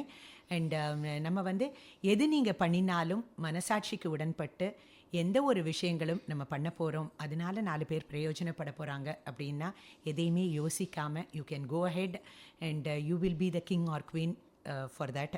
அதனால வந்து எது பண்ணுறதுனாலும் ஜாகிரதையாக, அடுத்தவங்களுக்கு தொந்தரவு இல்லாமல், அடுத்தவங்களை அதை பாதிக்காத அளவுக்கு பெண்ணியம் வளரணும். நிறைய வந்து பெண்கள் முன்னுக்கு வரணும், அவங்களோட திறமைகளும் வெளிக்கொணரப்படும். அதாவது நம்ம பேசுகிறோம் ஆனால் கூட வந்து பெண்களுக்குன்னு ஒரு சுதந்திரமோ இதுவும் இன்னும் கொஞ்சமே இருந்தால் நல்லாயிருக்கும் அப்படிங்கிறது என்னோடது. நேயர்கள் அனைவருக்கும் எனது மனமார்ந்த நன்றிகள். Thank you so much. Thank you so much ma'am. நீங்கள் உங்களோட எல்லா வேலைகளையுமே விட்டுட்டு நீங்கள் வந்துட்டு எங்களுக்கான நேரம் ஒதுக்கி நீங்கள் இங்கே வந்ததுக்கு ரொம்ப நன்றி. கண்டிப்பாக இந்த நிகழ்ச்சி கேட்குறவங்களுக்கு கண்டிப்பாக நீங்கள் ஒரு பெரிய இன்ஸ்பிரேஷனாக இருப்பீங்க. நான் உங்களை கூப்பிட்டு பேசணும்னு நினைக்கிறப்போ வந்து உங்களை பற்றின எல்லா விஷயங்களுமே நான் படிக்கும்போது கலைமாமணி டிஆர் மகாலிங்கம் அவர்களோட பேத்தி அப்படின்ற ஒரு கண்ணோட்டத்தில் தான் ஃபஸ்ட்டு நம்ம யாராக இருந்தாலுமே பார்ப்போம். அண்ட் இன்றைக்கி எனக்கு இப்போ உங்கள்கிட்ட பேசுனதுக்கப்புறம் அந்த ரெஸ்பான்சிபிலிட்டி நீங்கள் எடுத்தோன்னு சொன்னீங்க, நான் அந்த பேரை நான் காப்பாற்றணும், அந்த ரெஸ்பான்சிபிலிட்டி எனக்கு இருக்குது அப்படிங்கிற உங்களோட பொறுப்பு, அதையும் தாண்டி நீங்கள் அந்த மகிழ்வித்த மகிழ் அப்படிங்கிற ஒரு அந்த கோட்டை வந்து நான் சந்தோஷமாக இருக்கணும் அப்படிங்கிற அது ஒரு செல்ஃபிஷ்னஸ் மாதிரி இல்லாமல் அதையும் தாண்டி நீங்கள் எல்லாருக்குமே ரொம்ப உதவியாக இருக்கீங்க அப்படின்னு தான் சொல்லணும். நம்ம வந்து இந்த பிறவி எடுத்ததில் யாரானு ஒருத்தருக்கான பிரயோஜனமாக இருக்கணும்னு பார்க்குறேன். உதவியாக இருக்கணும்னு இல்லை, யாரானு ஒருத்தரோட வாழ்க்கையிலையான ஒரு சின்ன மாற்றத்தை கூட நான் ஏற்படுத்த போகிறேன்னா இந்த பிறவி எடுத்ததுக்கு உண்டான பலனை வந்து நான் அனுபவிக்கிறேன், நான் முழுமையாக அதை அடைஞ்சிட்டேன் அப்படின்னு நான் ஃபீல் பண்ணுறேன். Thank you so much ma'am. Thank you so much. இதுவரை செந்தமிழ் தேன்மொழியாள் நிகழ்ச்சியில் பாடகி முனைவர் பிரபா குருமூர்த்தி அவர்களுடன் நேர்முகம் கேட்டீர்கள். உடன் உரையாடியவர் ராஜஸ்ரீ.